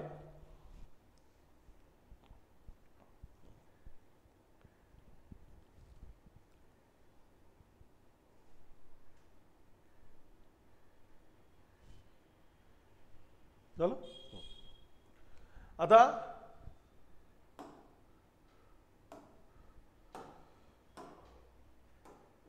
कुठे येते पृथ्वी, कुठे आहे आपण, दाखवा बरं. मी जर म्हटलं तुम्हाला आपली आकाशगंगा आहे बरं, मिल्की वे, आपली मिल्की वे आहे, गॅलेक्सी म्हणा, आमची गॅलेक्सी आहे, तुम्ही आहे कुठं. आणि ही एक मिल्की वे, अशा लाखो अब्जो मिल्की वे तिथं आहे. मग सर दुसरीकडे पृथ्वी असेल का, असं कोणाला माहीत असेल ना. दुसरीकडे पण MPSC असेल का, आणि ती पण आपल्या MP सारखीच असेल का. बरोबर आहे, एक्झाम न घेणारी, परीक्षा लांबवणारी, माहीत नाही कशी आहे तर असो. पण दिस हे इट्स बड ऑब्वियस. हे नासाच्या वेबसाईटवर आहे, हे इमॅजिनरी ॲनिमेशन्स आहेत की याच्यात जे टिपके दिसतात ना, ह्या सगळ्या सूर्य आहेत, तारे आहेत. त्या सूर्याभोवती काय त्यांचे ग्रह आहेत. आणि त्या एक सूर्यमाला, अशा अनेक लाखो अब्ज सूर्यमाले, असे लाखो अब्ज तारे मिळून जी बनते त्याला एक म्हणतात आकाशगंगा, मिल्की वे. आकाशगंगा, आकाशातली गंगा, असं आमचं इमॅजिनेशन होतं. गंगा दुधाळ, पांढरी, शुभ्र आहे. ते आता नाही आहे. नमामि गंगे केलं तरी ते तशीच आहे. बरोबर, ते काही सुधारली म्हणजे तिथं भारताचे जे काही कल्चर म्हणतो त्यात सगळी घाण आपण नदीतच सोडतो, असं आपलं कल्चर आहे. असो. त्याच्यानंतर मिल्की वे का म्हटलंय तर व्हाईटिश दिसते ना दुरून, म्हणून त्याला मिल्की वे ही संकल्पना आणलेली आहे. ज्या वेळेस आकाशगंगेचा आकार मोठा असतो त्यावेळेस त्याला दीर्घिका म्हणतात. काय म्हणतात, दीर्घिका. गॅलेक्सी शब्द ऐकले असेल ना, गॅलेक्सी, मिल्की वे असं. मग आता याच्यात जर आम्ही बघितलं, हे सगळे विविध तारे, आणि त्या तारे एकमेका कशा एका सेंटर भोवती काय करतात, ते फिरतात. म्हणजे सूर्य हा सुद्धा या आकाशगंगेभोवती फिरत राहतो. सूर्याभोवती कोण फिरते, पृथ्वी. सगळं विश्वच फिरतंय ना, हे लक्षात घ्यायचं आहे. विश्वच फिरते आहे. मग आता हे दिसणार आम्हाला दुधाळ आणि ह्या गोष्टी, मग याला म्हणतात सूर्यमाला. या सूर्यमालेची असणारी आमची जी काही सिक्वेन्सिंग आहे तो आपल्याला बघायचा आहे. इथं सूर्य आमचा, सूर्यापासनं पहिले मर्क्युरी म्हणजेच काय, बुध. बरोबर आहे. विनस म्हणजे काय, शुक्र. पृथ्वी, मंगळ, नंतर गुरु, शनी, युरेनस आणि नेपच्यून. एकूण याच्या आधी प्लुटो, याच्यानंतर प्लुटो होता, पण प्लुटो त्याला काय केलं, काढून टाकलं. कारण की ते निकष आले की प्लुटोच्या कक्षेत इतरही ग्रह फिरतात, म्हणून प्लुटोला काय करायचं, यातनं बाद करायचं. इथपर्यंत लक्षात घ्यायचं आहे. सो असे एकूण 8 ग्रह हे कोणाभोवती फिरतात, आहे सूर्याभोवती. दिस इज द सिक्वेन्स. बरोबर. हा सिक्वेन्स लक्षात ठेवायसाठी एक NCERT मध्ये वाक्य आहे, माय व्हेरी इफिशियंट मदर जस्ट सर्व अस नट्स. असं दिलं आहे कोणी, NCERT ने. M for the mercury, V for Venus, E for earth, M for Mars, J for Jupiter, S for Saturn, N for Neptune. म्हणजे ते लहान मुलांसाठी पुस्तक आहे 6वीचं NCERT, की तो शब्द तुम्ही लक्षात ठेवला पाहिजे.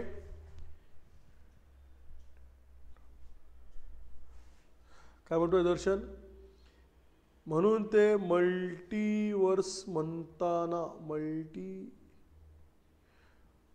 एकदा परत टाक, कशाला मल्टीवर्स म्हणतात तो लिहिलेला आहे. ओके. हां. सो ही सिक्वेन्सिंग लक्षात ठेवायची. जस्ट कोणाभोवती कोण फिरतं. फक्त मी एक सांगतो की तुम्ही याला सोप्या पद्धतीत पण लिहू शकता. सोप्या पद्धतीत म्हणजे काय, सूर्य म्हणजेच काय, रवी. बरोबर ना. सूर्यालाच काय म्हणतो आपण, रवी किरण, सूर्याचे किरण, रवीच ना सूर्य शब्द. रविवार, बुधवार, शुक्रवार जे आपल्या समाज मान्यतेत दिलेले नॉनव्हेज खायचे दिवस, सो कॉल्ड, तो दिवस सिक्वेन्सली पकडायचा. बरोबर. रविवार, बुधवार, मग आली मध्ये पृथ्वी, मग दिवस सुरू झाले देवाचे, मंगळवार, गुरुवार, शनिवार आम्हाला खाता येत नाही. असं जरी डिवाइड केलं, युरेनस, नेपच्यून असं, पण काही फार लक्षात ठेवायची गरज नाही आहे, सिंपल लक्षात राहतं. हा एक पॉईंट इथे लक्षात ठेवायचा आहे. याच्यानंतर मी आणखीन एक म्हणलं इथंच, याच्यात विचारला तो म्हणजे आकारानुसार, आकारमानानुसार किंवा वस्तुमानानुसार, आकारमान किंवा वस्तुमान यानुसार क्रम. बट ऑब्वियस काय येईल? गुरु. त्यानंतर शनी, युरेनस, नेपच्यून. म्हणजे सर्वात मोठा गुरु, त्यानंतर शनी, त्यानंतर युरेनस, त्यानंतर नेपच्यून. याच्यानंतर 5 नंबरला आपली पृथ्वी. पृथ्वी आणि शुक्र सेम आहे. 6 नंबरला शुक्र. Because Venus called as a twins of the earth. शुक्रलाच काय म्हणतात? पृथ्वीचं जुळं असंही म्हटलं जातं. हे सध्या लक्षात आहे. अनेकाशंका सांगितला त्यावरून बोललो मल्टीवर्स. यस यस, त्यालाही मल्टीवर्सेस म्हणतात. हे लक्षात घ्यायचं. अनेक आकाशगंगा, लाखो. सो त्याच्यानंतर तुमचा येईल तो म्हणजे कुठला? मंगळ. आणि सगळ्यात छोटा कुठला आहे? बुध.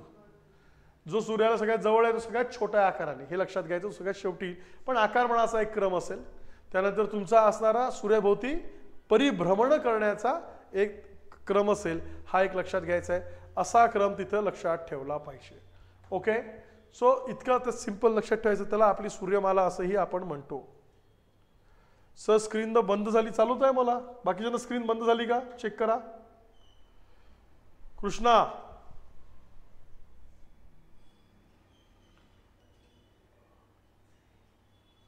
स्क्रीन चालू आहे की आता बंद आहे? मला दिसतंय इथं माझ्या स्क्रीनवर. एकदा चेक कराल स्क्रीन.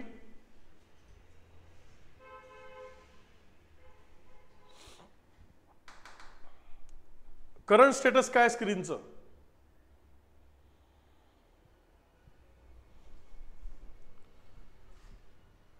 ओके, आता सुरू झाली परत. इथं दिसतंय क्लिअर, कंटिन्यू. ठीक आहे, बघूया आपण. सो समजलं का? पहिले परत एकदा विचारतोय, पटापट सांगा यस ऑर नो. सूर्यमाला समजली का? हा घटक. मग आपण पुढच्या बेसिक पॉईंट करायचो. प्रत्येकाला समजलं का सूर्यमाला? सूर्यमाला म्हणजे कोण कोण आलं याच्यात? तर बट ऑब्वियस सूर्य आला. बट ऑब्वियस 8 ग्रह आले. बट ऑब्वियस त्या ग्रहांचे उपग्रह आले. बरोबर आहे. असणारे तुमचे असणारे काय आले त्यानंतर उपग्रहानंतर त्याच्यात होणारे आपण बटू ग्रह जे सूर्याभोवती फिरतात. आणि गुरु आणि मंगळच्या मध्ये असणारे कोण आले? लघु ग्रह. हे सगळं मिळून काय झालं आपलं? बरोबर आहे. हे लक्षात घ्यायचं आहे. सूर्यमाला ही कन्सेप्ट लक्षात आली का? चलो पुढच्या कन्सेप्टकडे. यस. ओके, आता पटकन आपण हे कार्यकर्ते बघून घेऊ. कुठले कार्यकर्ते? म्हणजे एकूण सूर्यमालेतले ह्यांचे डिफरन्स. काय फार सोपे सोपे सिंपल म्हणून तुम्हाला लक्षात ठेवायचे, फार समजून घ्यायचे नाहीये. पण याला सोपं सोपं म्हणून आपण ते लक्षात ठेवूया. एकदा कानावर पडलं पाहिजे, कारण की याचा संबंध समोर समोर येत राहतो तेव्हा आपल्याला समजतं. हे समजलंय सगळं प्रत्येकाला? सूर्यमाला काय आहे, सूर्यमालेचा हे काय आहे संबंध बघा आता. हा, आता सूर्य हे सोडून द्या, मी 2 मिनिटं सूर्यावर येतो. सूर्य हायड्रोजन हेलियम. ओके, त्याचा हा बेस आहे सूर्याचा. काय? Hydrogen helium. त्याच्यापासनं तो बनतो. लक्षात घेऊया आपण. सूर्यवर आपल्याला लक्षात काय ठेवायचं? केंद्रीय काय असतं इथं? सम्मीलन प्रक्रिया. केंद्रीय सम्मीलन प्रक्रिया, न्यूक्लिअर फ्युजन. करेक्ट. केंद्रीय सम्मीलन कोणाचं आहे? ते हायड्रोजन प्लस हेलियम. आणि त्याचा तो विस्फोट आहे. आणि त्याच्या विस्फोटाचा परिणाम काय? सूर्यापासून प्रकाश बाहेर पडतो. हे इतकं लक्षात ठेवायचं. सूर्यापासून प्रकाश बाहेर पडतो, बाकी नाही. सूर्याच्या भूपृष्ठ भागाचं तापमान प्रचंड आहे का? प्रचंड आहे. प्रचंड तापमान आहे. मग पृथ्वी ही सूर्यापासून निर्माण झालीचा एक आम्हाला पुरावा तोच येतो की याचं तापमान 6000 अंश सेल्सिअस असं. तर गाभ्याचे 1,60,000 अंश सेल्सिअस. पाणी कितीवर उघडतं? 100. 36 जर झालं ना बाहेरचं तापमान 36, तर रुमाल काढून असं असं करत बसतो दिवसभर आपण. ते कितीवर आहे कार्यक्रम त्यांचा? मग पृथ्वीच्या अंतरंगाचं तापमान 6000 डिग्री सेल्सिअस पेक्षा जास्त आहे. सो त्याच्यावर आम्ही अज्युम करतो की पृथ्वीची निर्मिती सूर्यापासून झाली असावी. आणि कालांतराने पृथ्वी काय होत गेली? थंड होत गेली. ती वरून खाली काय होत आली? थंड होत आली. पण एवढंच लक्षात ठेवा, सूर्याच्या भोवती सूर्य हा हायड्रोजन हेलियमचा एक गोळा असून त्याच्यामध्ये मोठ्या प्रमाणात केंद्रीय सम्मीलन ही प्रक्रिया सुरू असते. आणि बिकॉज ऑफ दॅट केंद्रीय सम्मीलन, न्यूक्लिअर फ्युजन, एक्सप्लोजन तिथं होतं. त्या एक्सप्लोजनपासून येणारा प्रकाश म्हणजे सूर्यप्रकाश. त्याच्या ह्याच्यापासून प्रकाश म्हणजेच काय? सूर्यप्रकाश. हेही लक्षात ठेवायचं आहे. मी जाता एक फक्त सांगून देतो. तुम्ही हा अणुबॉम्ब शब्द ऐकलाय का? मी बघणार वगैरे असं म्हणणार नाही, तुम्ही बघितलाय का वगैरे. हा, तर मी आपण कोणच नाही बघितला. आपले डिफेन्स मिनिस्टरनी बघितलं नसावा कदाचित काय असतं अणुबॉम्ब, काय समजते त्यांना, कुणालाच नाही समजत. आपण फक्त ऐकून आहे ॲटम बॉम्ब. जगाला माहीत पडलं 1945ला जेव्हा नागासाकी हिरोशिमाला अमेरिकेने टाकला. तेव्हा अमेरिकेने डायरेक्ट टेस्ट मेच नाही घेतली, टाकूनच टेस्ट घेतली. फुटते का बघू एकदा, फुटला. तो शोक म्हणजे काळा दिवस आहे तो मानवाच्या इतिहासातला. म्हणजे काल मी एक व्याख्यान ऐकत होतो, फार चांगलं व्याख्यान होतं. कुठल्याही प्राणी समूहांमध्ये एकाच समूहातले, म्हणजे माकडांचा एक समूह आहे, वाघांचा समूह असेल, हरणांचा, तर एकमेकांना फारशी कधी इजा पोचवत नाही. मानव एकमेव समूह आहे जो एकमेकांच्या विरोधात कायम इजा पोचवणे एवढंच त्याचा उद्योग आहे. असा निसर्गानं मानव कसा घडवला हा प्रश्न आहे. आणि तो मग बुद्धी, असं की व्याख्यान काय ऐकत होतो मी, आपल्या तर्कशास्त्राचे व्याख्यान ऐकत असतो त्याच्यातलं, पण असे काही लॉजिकल आहे. पण आता अणुबॉम्ब आणि संघर्ष झाला, हे झालं काय, हे काय तुम्ही सांगायसाठी सूर्यात चालते ती process, that is the hydrogen bomb process. या प्रोसेसचं नाव काय म्हणतात, हा अणुबॉम्ब झाला. जर हायड्रोजन बॉम्ब बनवण्याचं तत्व हायड्रोजन बॉम्बने बनवायचं आहे.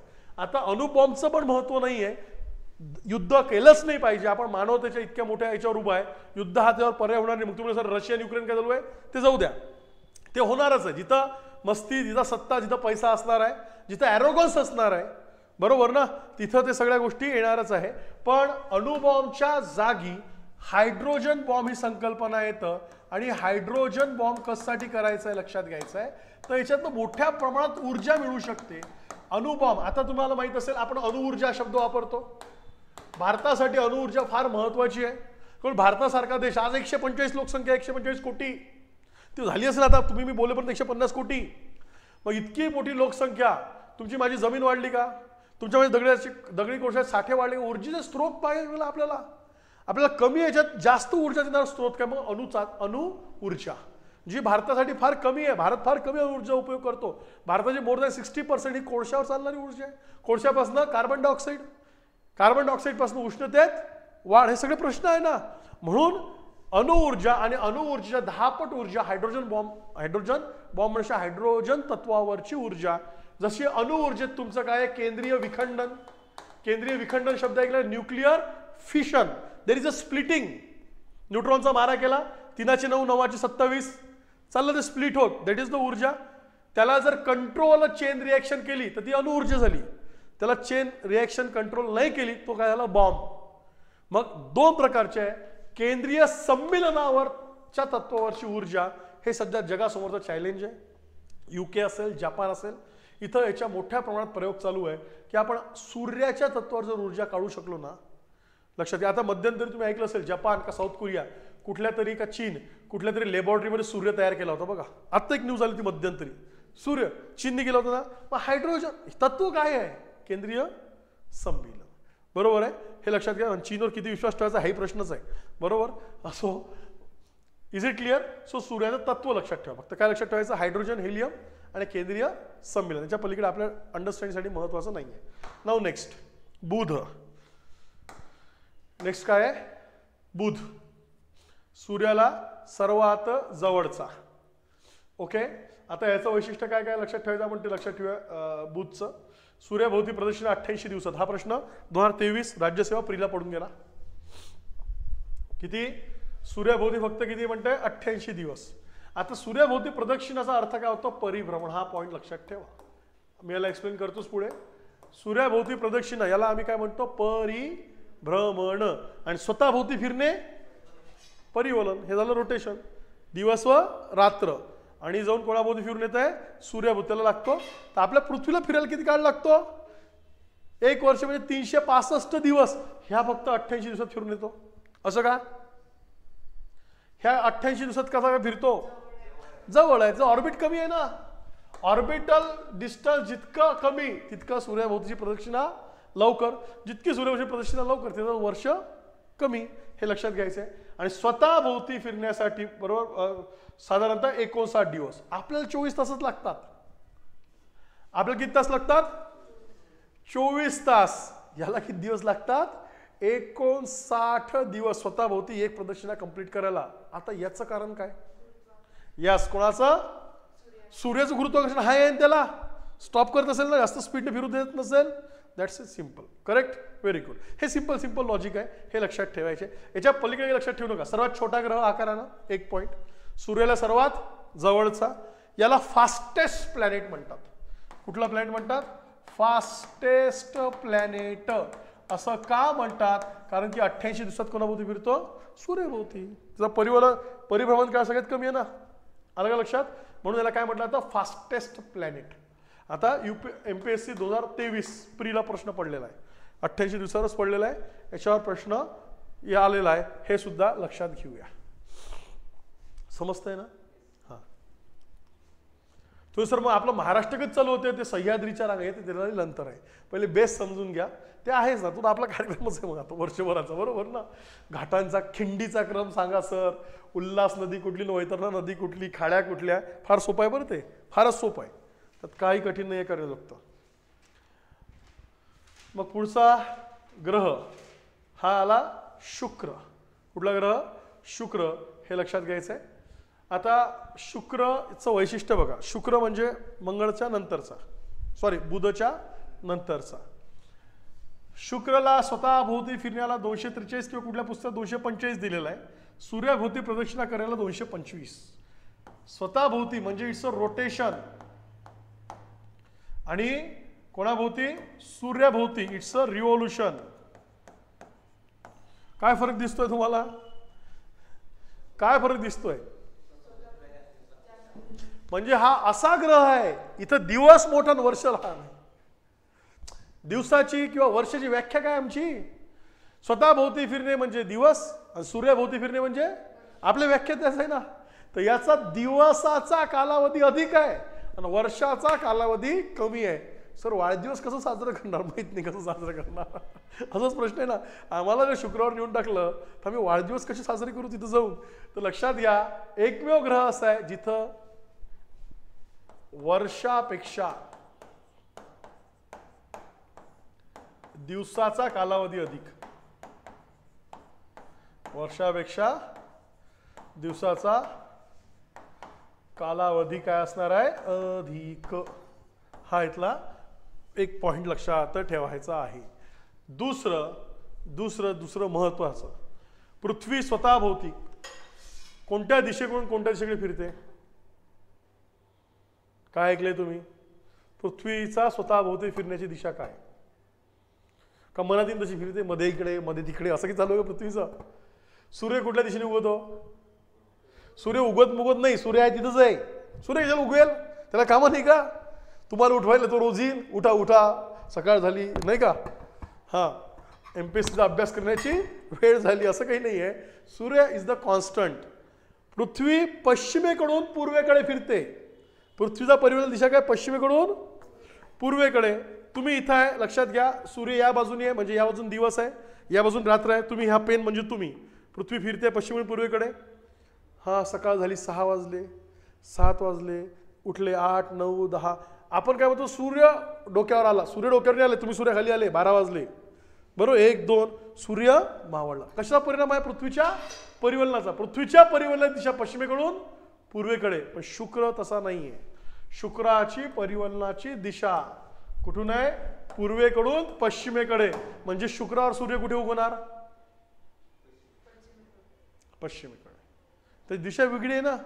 मग हा आणि युरेनस असे 2 ग्रह आहे ज्यांची परिवलनाची दिशा पृथ्वी आणि इतर ग्रहापेक्षा वेगळी आहे. कुठले? शुक्र आणि युरेनस यांची परिवलनाची दिशा कुठनं? तर लक्षात घ्या, पूर्वेकडून पश्चिमेकडे. बाकी पृथ्वीचं सर्वांची दिशा काय? पश्चिमेकडून पूर्वेकडे. हा फरक लक्षात घ्यायचा. वर्षापेक्षा दिवस मोठा.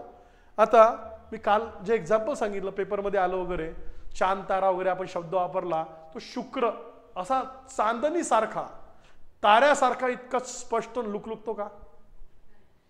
नाही, तो त्याला स्टारच म्हणतो ना. पृथ्वीवरून दिसताना तुम्हाला तो ग्रह आहे, आपण काय म्हटलंय त्याला? तो चांदणी सारखा दिसतो. तुम्ही परवाचा जस्ट गुगल करा, परवाचा फोटो बघा तुम्ही. परवाचा सीन होता. सीन कुठला? आकाशातला. चंद्राच्या एक्झॅक्ट वर असा एक चांदणी होती, बरोबर आहे. ती चांदणी नव्हती, तो शुक्र होता, पण it's look like the star. का? शुक्र जर ग्रह आहे तर ताऱ्यासारखा दिसतोय. पृथ्वीवरून सूर्य चंद्र, याच्यानंतर सर्वात जर क्लिअर कुठलं खगोलीय वस्तू दिसत असेल तर शुक्र आहे. पहाट तारा वगैरे म्हणतो ना आपण त्याला, किंवा मावळताना दिसतो, पहाट क्लिअर दिसतो मोठी, त्याला आपण सगळे काय म्हणतो शुक्र तारा. गाणी आहे त्याच्यावर, शुक्र तारा मंद वारा वगैरे. तो कवी आहे, जाऊ द्या, कवीला काही वाटू शकतं, जिथं पोचे रवी तिथं पोचे म्हणते कवी, बरोबर आहे. कवीच्या कल्पना वेगळ्या असतात. सो सांगण्याचं तात्पर्य काय, हा स्टार सारखा का दिसतो, हा ताऱ्यासारखा का दिसतो, तर एक लक्षात घ्या, पृथ्वीला सर्वात जवळ आहे शुक्र आणि पृथ्वीचं अंतर काय जवळ आहे. त्याचा दिवसाचा कालावधीही मोठा आहे ना, दिवस अधिक मोठा आहे, त्याच्यामुळे त्याच्यावर सूर्यकिरण जास्त वेळ पडतं, ते रिफ्लेक्ट होऊन पृथ्वीवर सहज दिसू शकतं, म्हणून तो पृथ्वीवरून जास्त ताऱ्यासारखा दिसतो. पण तो काय मूळता ग्रह आहे. सर्वात अधिक लक्षात घ्यायचं आहे CO2चं प्रमाण इथं आहे, कार्बन डायऑक्साईडचं. आपल्या इथं नाही आहे, आपल्या इथं आधी होतं 36%, संपूर्ण आपण 0.036 आला. आपण म्हणजे आपण नाही, निसर्गाने करून ठेवलं. 0.036% कार्बन डायऑक्साईड आलं म्हणून आपण लाईफ सर्वाईव्ह झाली. ऑक्सिजन नव्हतं, ऑक्सिजन वाढला म्हणून लाईफ सर्वाईव्ह झाली. एकूण असणाऱ्या वातावरणात शुक्राच्या 96% कार्बन डायऑक्साईड आहे, आपल्या इथं फक्त 0.036 आहे. त्याच्यात जर पॉईंटनी वाढलं तर ग्रीन काय म्हणतो आपण, house gases, climate change, global warming, काय काय मोठे मोठे शब्द वापरतो. त्याच्याकडे किती आहे 96%. त्याच्यामुळे सर्वात उष्ण प्लॅनेट त्याला म्हटलं जातं, हॉट प्लॅनेट. कार्बन डायऑक्साईडचा रोल काय, कार्बन डायऑक्साईड सूर्यकिरण शोषून घेतो, बाहेर नाही जाऊ देत. याच्यावर पण सूर्यकिरण येत असेल ना शुक्रावर, पृथ्वीवर पण येतात, पण पृथ्वी परावर्तित करते, शुक्रही परावर्तित करतो, पण 96% आजूबाजूला काय आहे कार्बन डायऑक्साईड, तो ते ॲब्झॉर्ब करतो ना, त्याच्यामुळे वातावरण काय ठेवतो, तो उष्ण करतो. सो इतके बेसिक पॉईंट्स लक्षात ठेवायचे, बेसिक पॉईंट्स लक्षात ठेवायचं आहे. तेव्हा ते सर झोपायचं आहे, झोपमोप नसते भाऊ, कसं झोपायचं सर, झोपायचं कधी, तुम्ही म्हणता उठा उठा MPSC. लक्षात घ्या बा, MPSC तुम्ही काय देशमेश जगाचं भलं करत आहे, तुमच्या पोटापर्यंत प्रश्न सोडवायला इकडे आले. असा पोटापर्यंत प्रश्न आहे जिथं आयुष्यभर तक न करता पगार भेटला पाहिजे म्हणून सरकारी नोकऱ्या आहे. देश सेवा मेश सेवा असं काही नसते, ते अंधश्रद्धा आहे. ज्याला करायची आहे सेवा त्याच्यासमोर ह्या गोष्टीसाठी तो काय, सर मग मला इन्स्पेक्टर करा मग मी सेवा करतो, चाल असं काही नसते. सेवा करणारा सेवाच करतो.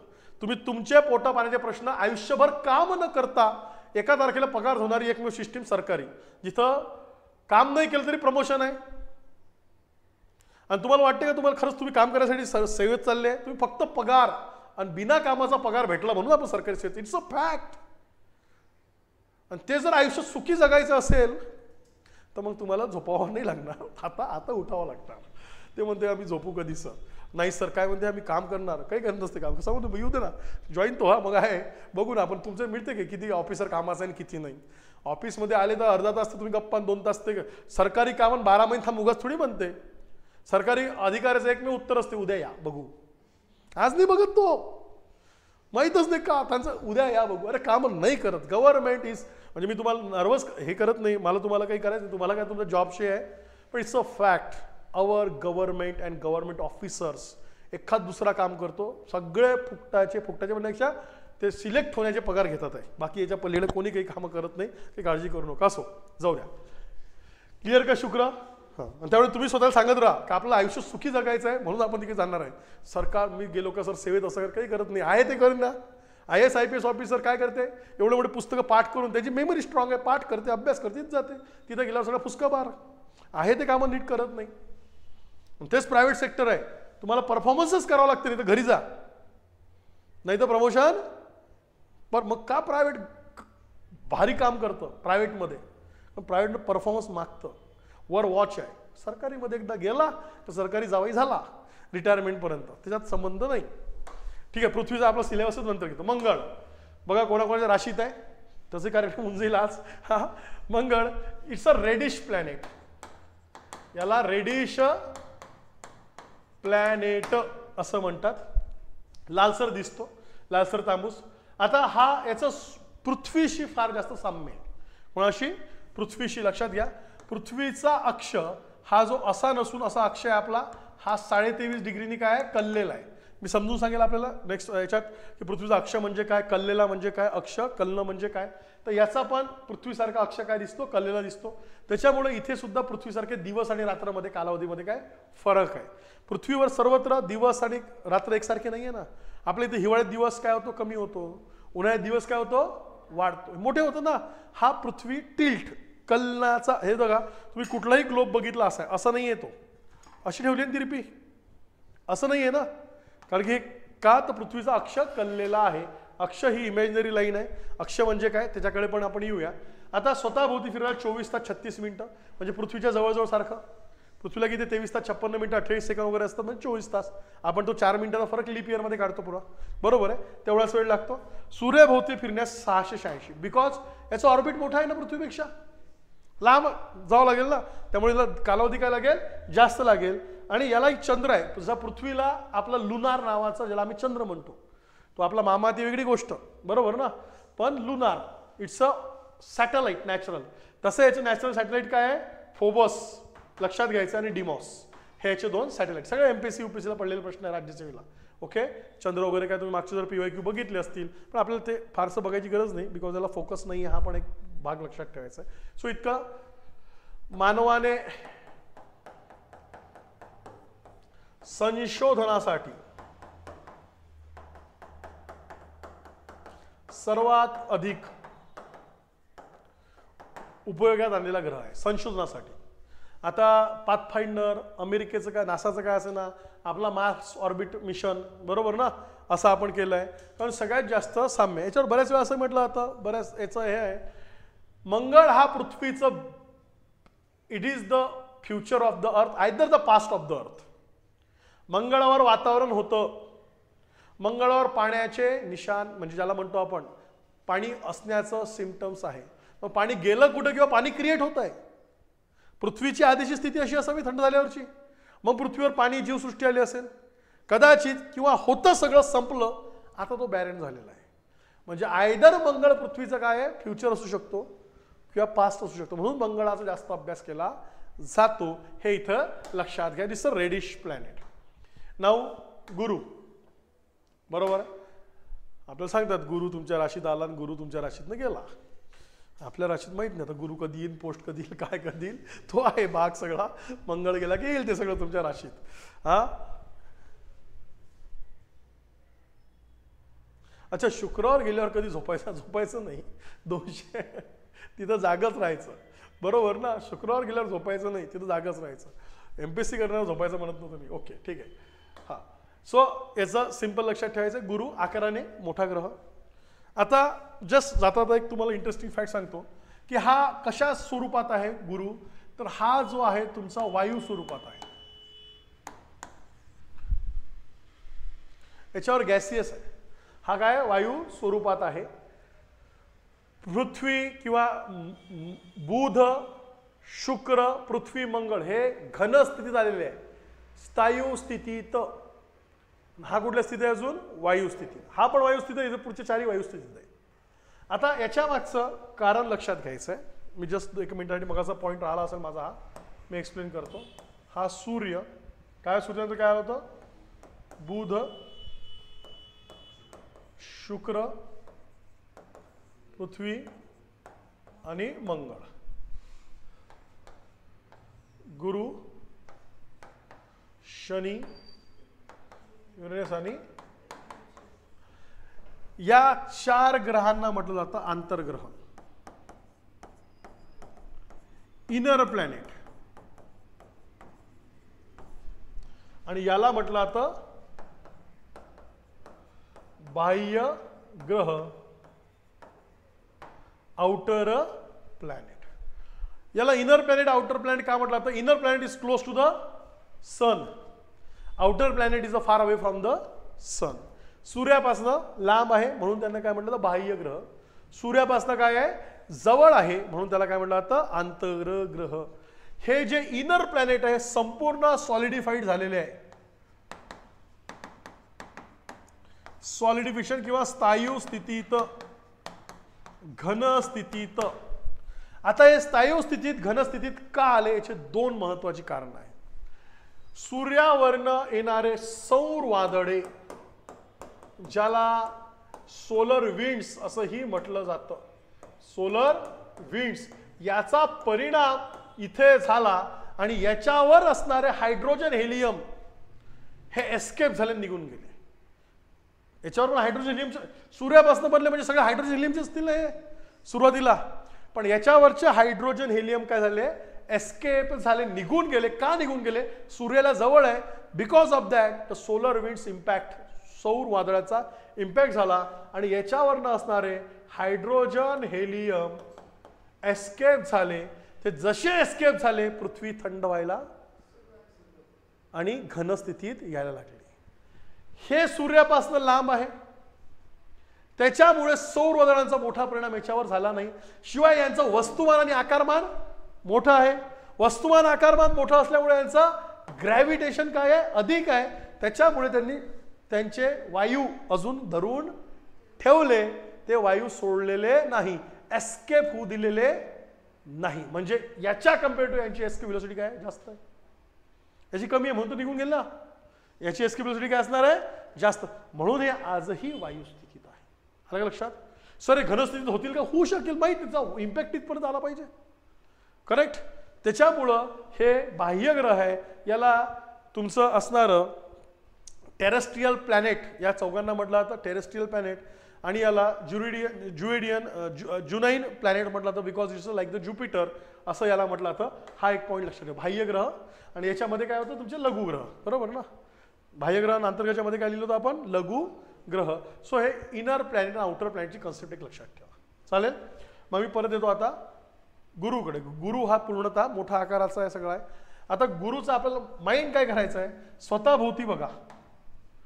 9 तास 50 मिनिटे, सगळ्यात कमी परिवलन काळ, सगळ्यात कमी परिवलन,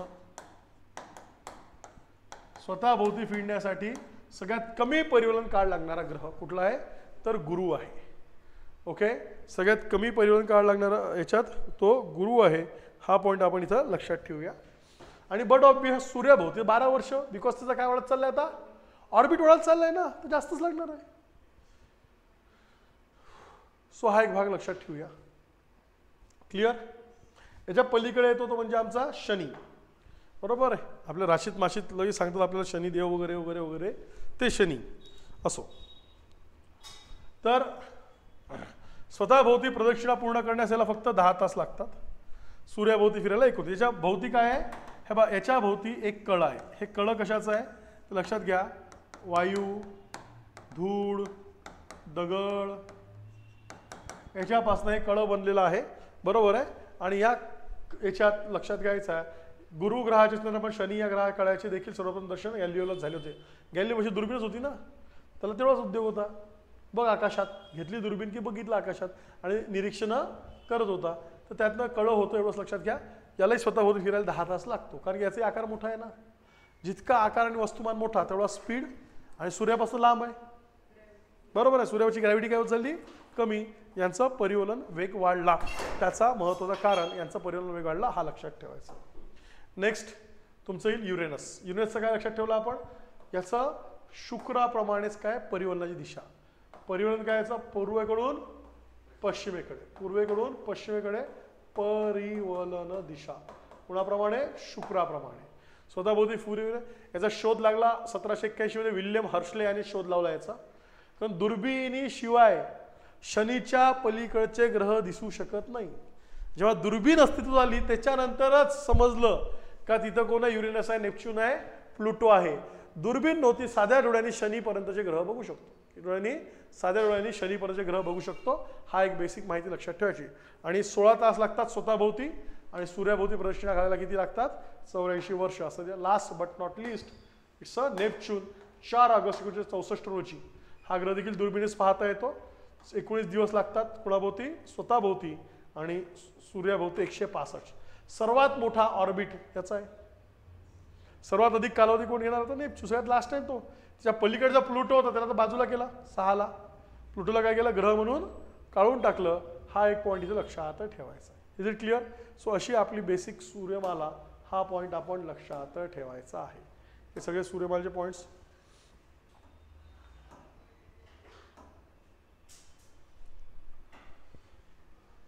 ठीक आहे.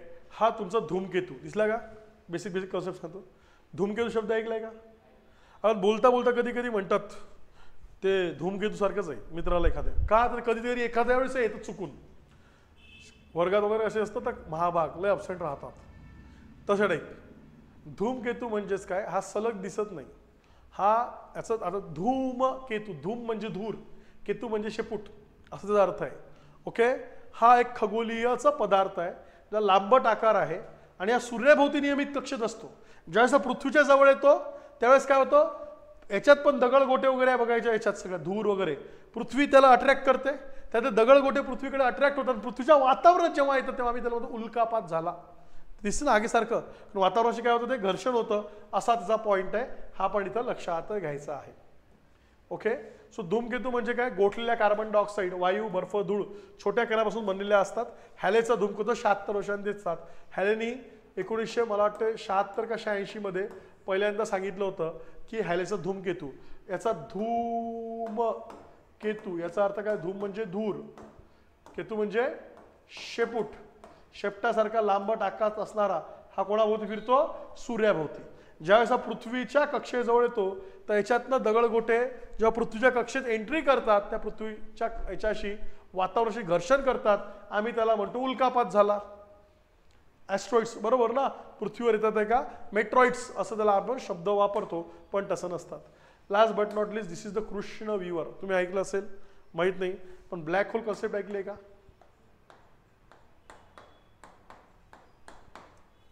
ब्लॅक होल हा ओरिजिनल फोटो आहे बरं का ब्लॅक होलचा. मी नाही काढला, नासाने डिक्लेअर केलं, नासाच्या वेबसाईटवरून घेतला आहे. आपल्याला नाही समजतं ते काय आणि काय नाही. त्याला मोठी तिला हबल दुर्बीण पाहिजे, बरोबर आहे, तिथपर्यंत पोहोचायला.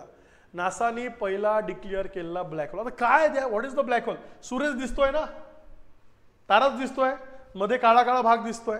ब्लॅक होल हे जाऊ दे, इकडे थेरी काय सांगते तर it's a very simple concept. म्हणजे काय, ज्या वेळेस एखादा तारा त्याच्यातलं हायड्रोजन आणि हेलियम यांचं फ्युजन बंद होईल, काय होईल, फ्यूज होणे बंद होईल, तर बड ऑब्वियस स्फोट बंद होईल. स्फोट बंद झाला का प्रकाश पडणं बंद होईल. जर प्रकाश पडणं बंद झालं काळा काळा भाग दिसायला लागेल ना, that is the black hole. त्यावेळेस याची ग्रॅव्हिटी 4 पट ते 10 पट वाढते आणि एखादी खगोलीय वस्तू जर याच्या जवळनं गेली तर त्याला ॲब्झॉर्ब करून घेते. लक्षात घ्यायचं, ॲब्झॉर्ब करून घेते आणि त्यावेळेस असं वाटते की ते कुठल्या छिद्रात विवरात चालली गोष्ट आहे, म्हणून त्याला नाव काय दिलंय, कृष्ण विवर किंवा ब्लॅक होल असं त्याला म्हणू शकतं. लक्षात घ्यायचं, ग्रॅव्हिटी खूप मोठी असते याची. आता तुम्ही जर अवकाशात बघितलं, अवकाश काळा काळा दिसतो, हे सोडून दिवसाचं निळं. निळं काय दिसतं, सूर्याचं विकिरण आहे ना, हे प्रकाशाला, प्रकाश स्कॅटर झाला म्हणून निळं दिसतं. ताना पिना जांभळा कलर जास्त पसरतो. आकाश माकाश नसतं असं काही, ते सगळं काळाच आहे वर. जिथपर्यंत प्रकाश आहे तिथपर्यंत निळं दिसतंय तुम्हाला. तुम्ही काय वाटतं का सगळं आकाश निळं? अजिबात निळं नाळाला काही नाही आहे त्याच्यात, सगळं काळं आहे, अवकाश काळा आहे. मग अवकाश काळं आणि तुम्ही जर त्या अवकाशात गेले काळं म्हणून, आणि तुम्हाला जर कोणी ओढून घेतलं आत त्या खगोलात याच्यात कृष्ण विवरात, ते कसं डिसाईड होईल? तर लक्षात घ्या, कृष्ण विवर म्हणजे बंद पडलेला तारा. तारा तिथं आहे पण तारा काळा झाला तर अवकाशात ओळखूच येणार नाही ना. मग याला फाइंड आउट करण्यासाठी रेडिओ लहरी पाठवल्या जातात. जर रेडिओ लहरी ॲब्झॉर्ब होतात आणि काही परत परावर्तित होऊन येतात. जर परावर्तित होऊन आल्या तर समजतात तिथं ब्लॅक होल आहे. जर रेडिओ लहरी आरपार केल्या तर देयर इज अ स्पेस, अवकाश आहे. काय आहे? स्पेस आहे. पण रेडिओ लहरीच्या आधारे याचा शोध लावला जातो. So that is the black hole, बंद पडला तारा. अशा काही बेसिक कन्सेप्ट हा त्याचा नासानी हे केला, पूर्ण काळा काळा होत चाललाय हळूहळू. आणि याला म्हटलं जातं अशी स्टेज येते, हा पूर्ण काळा काळा होत जातो, तापमान इतकं वाढत जाते, हा आणखीन फुटतो. हा फुटलो का परत त्याच्यातनं ग्रह निर्माण व्हायचे चान्सेस असतात. आपला सूर्य नाही बरं का, हा तो पलीकडच्या याच्यातला सूर्यमालेला त्यांनी तारा दिसला. आपला सूर्य ओके, त्यांना अजून काळजी. आपला सूर्य जर असा होतोय मग आता उद्या प्रकाश येईल का नाही, आम्ही उठायचं का नाही झोपेत, हा प्रश्न होईल, बरोबर ना. तसं नाही, हे पलीकडचं नासाने ऑब्झर्व केलेलं गोष्टी आहे, हे लक्षात घ्यायचं आहे. ह्या विशाल आकाराचा अतिशय घनतेचा गुरुत्व असल्या खगोलीय घटक असतं, असा त्यात फॅक्टर दिला, त्यातून प्रकाश सुद्धा बाहेर पडू शकत नाही. लास्ट कन्सेप्टकडे येतो, तुम्ही लक्षात घ्यायचं लास्ट कन्सेप्ट याच्यावरची. आणि मग आपला खगोलीय भाग संपते, मग आपण पृथ्वीकडे येऊ. प्रकाश वर्ष. मला सांगा, तुम्ही आपल्या गावागावचं अंतर कशात व्यक्त करता, किलोमीटर किंवा माईलमध्ये? लहान अंतर मीटर सेंटीमीटर, मोठे अंतर किलोमीटर माइल्स, बरोबर ना. समुद्री अंतर नॉटिकल माइल्स, हे काय युनिट आहे. कशाचे युनिट्स आहे? अंतर मोजण्याचे. मग आता खगोलीय अंतर कसे मोजतात? खगोलीय जवळ आहे का? खगोलीय अंतर मोजण्यासाठी कुठलं युनिट वापरतात? प्रकाश वर्ष. प्रकाश वर्षाचे शब्दातच सगळं दिलंय, लाईट इयर. लाईट इयर म्हणजेच काय? तर प्रकाशाने एका वर्षात कापलेले अंतर. प्रकाशाने एका वर्षात कापलेले अंतर लक्षात घेऊया आपण.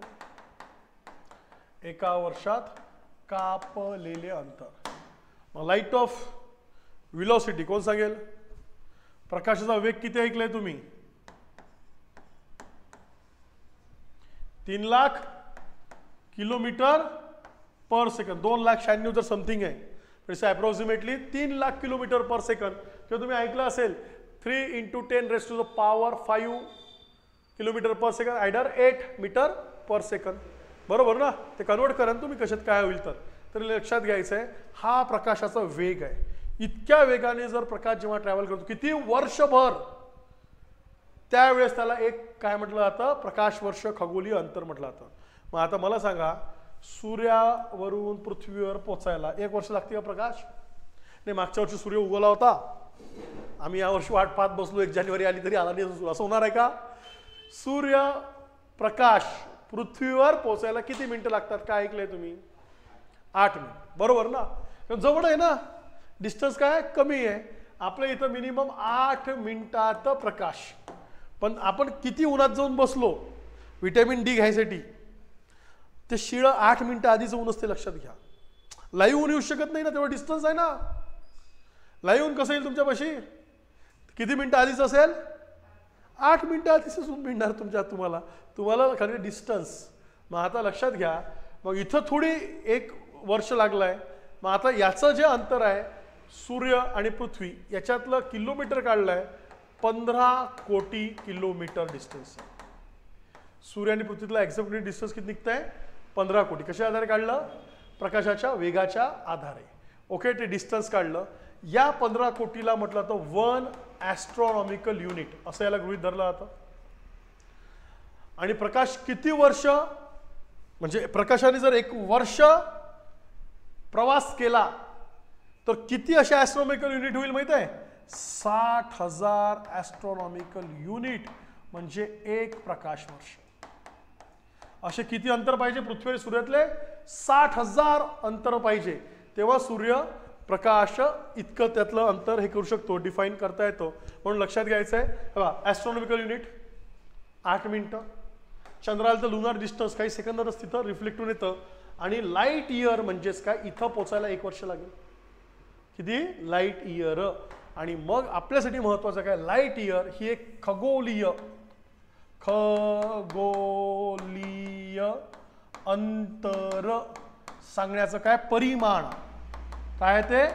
परिमाण किंवा काय म्हणतो आपण? युनिट. आलं लक्षात? युनिट व्यक्त करण्याचं ते लाईट इयर मध्ये व्यक्त करत असतात, हे एक लक्षात ठेवा. मी आणखी एकदम सिंपल वेळी समजून सांगतो. मला सांगा, जर जर जर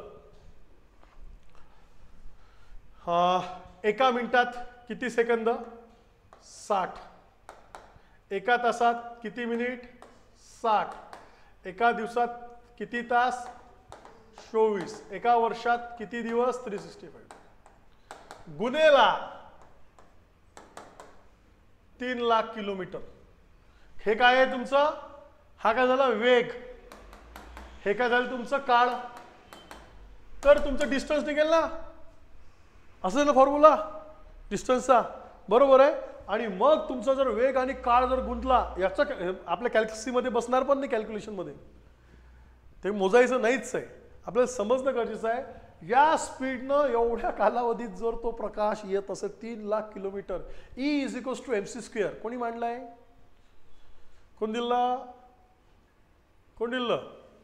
E = mc² फॉर्म्युला कोणी शोधून आणला? आइन्स्टाईन. काय केला? बॉम्ब तयार केला. E for energy, M for mass, C for velocity of light. ती जर डबल केली तर जी एनर्जी क्रिएट होईल ती एनर्जी संपणार नाही. या एनर्जीच्या बरोबर ना, अशी एनर्जी होईल अमर्त्य, असं तो फॉर्म्युल्याचा अर्थ होतो. आणि या सगळ्या गोष्टी तिथे येतात. हा पण पॉईंट इथे लक्षात घ्यायचा आहे. पण जस्ट आपल्याला लक्षात काय ठेवा, light year. So light year खगोलीय. बघा, पृथ्वीवरून सूर्यावर यायला 1.3 लाईट सेकंद, चंद्रावर यायला 8.3 सूर्य आणि पृथ्वी.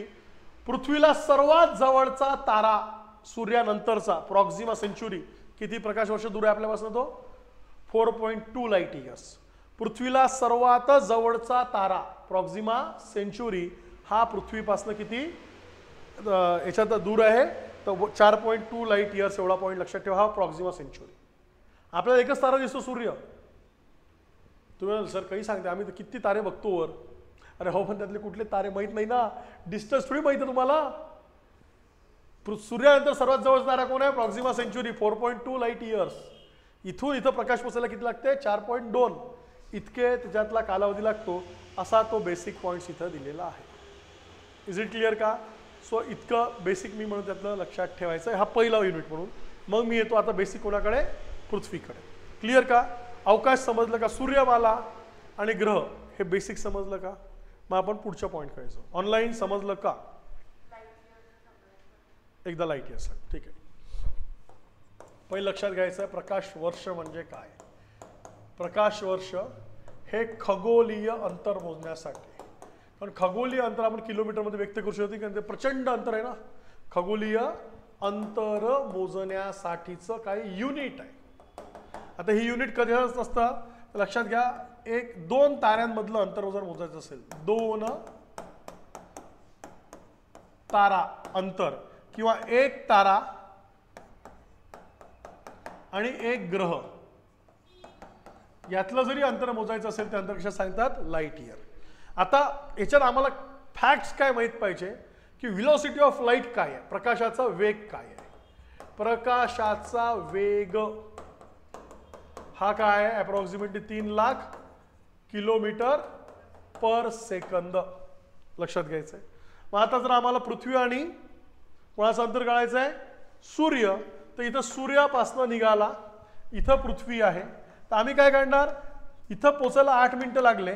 8 मिनिटं गुणेला तुमचे असणारे 60 सेकंड गुणेला 3 लाख किलोमीटर केलं, तर ते अंतर किती भरते आपलं, 15 कोटी किलोमीटर. मग हे 1 वर्ष होते का, हे 1 वर्ष होते का, एकदम कमी आहे ना, 8च मिनिटं लागतो ना. मग सूर्य आणि पृथ्वी, बिकॉज आपल्याला नोंद तर पृथ्वीच आहे ना, पण याच्यावरनं याला काय धरलं, या डिस्टन्सला म्हटलंय 1 ॲस्ट्रॉनॉमिकल युनिट.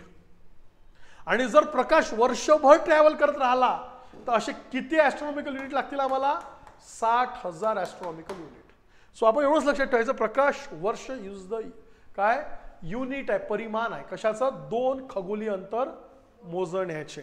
आणि म्हणून ते व्यक्त करताना बघा, ते व्यक्त करताना त्यांनी व्यक्त कसे केले ते अंतर, तर बा इथं दाखवलं त्यांनी, फक्त चंद्र घेतलं तर चंद्रावरनं पृथ्वीवर राहिलं 1 मिनिट 3 सेकंद.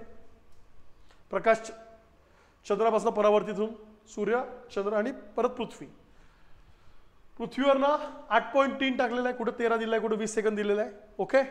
आणि जर एखादा तारा पृथ्वीपासून दुसरा तारा सूर्य सोडून, सूर्य तर एवढंच आहे ना अंतर पृथ्वी, दुसरा तारा किती दूर आहे पृथ्वीपासनं, तर 4.2 लाईट इयर्स. कशाहून काढले, तर प्रकाश वर्ष किती ट्रॅव्हल करतो, बरोबर आहे, त्याच्याहून that is the light year.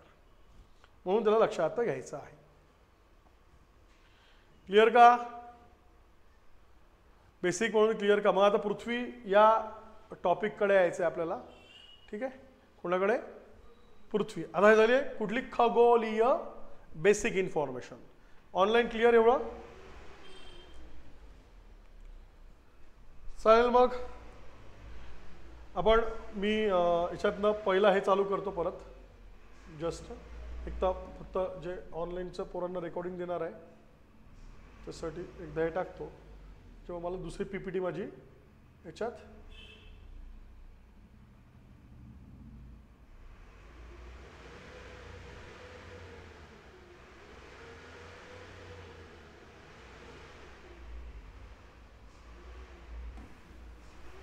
चालेल. मग यस, आता एक 15 मिनिटाचा ब्रेक घेऊ, 10 ते 15 मिनिटं, बरोबर ना.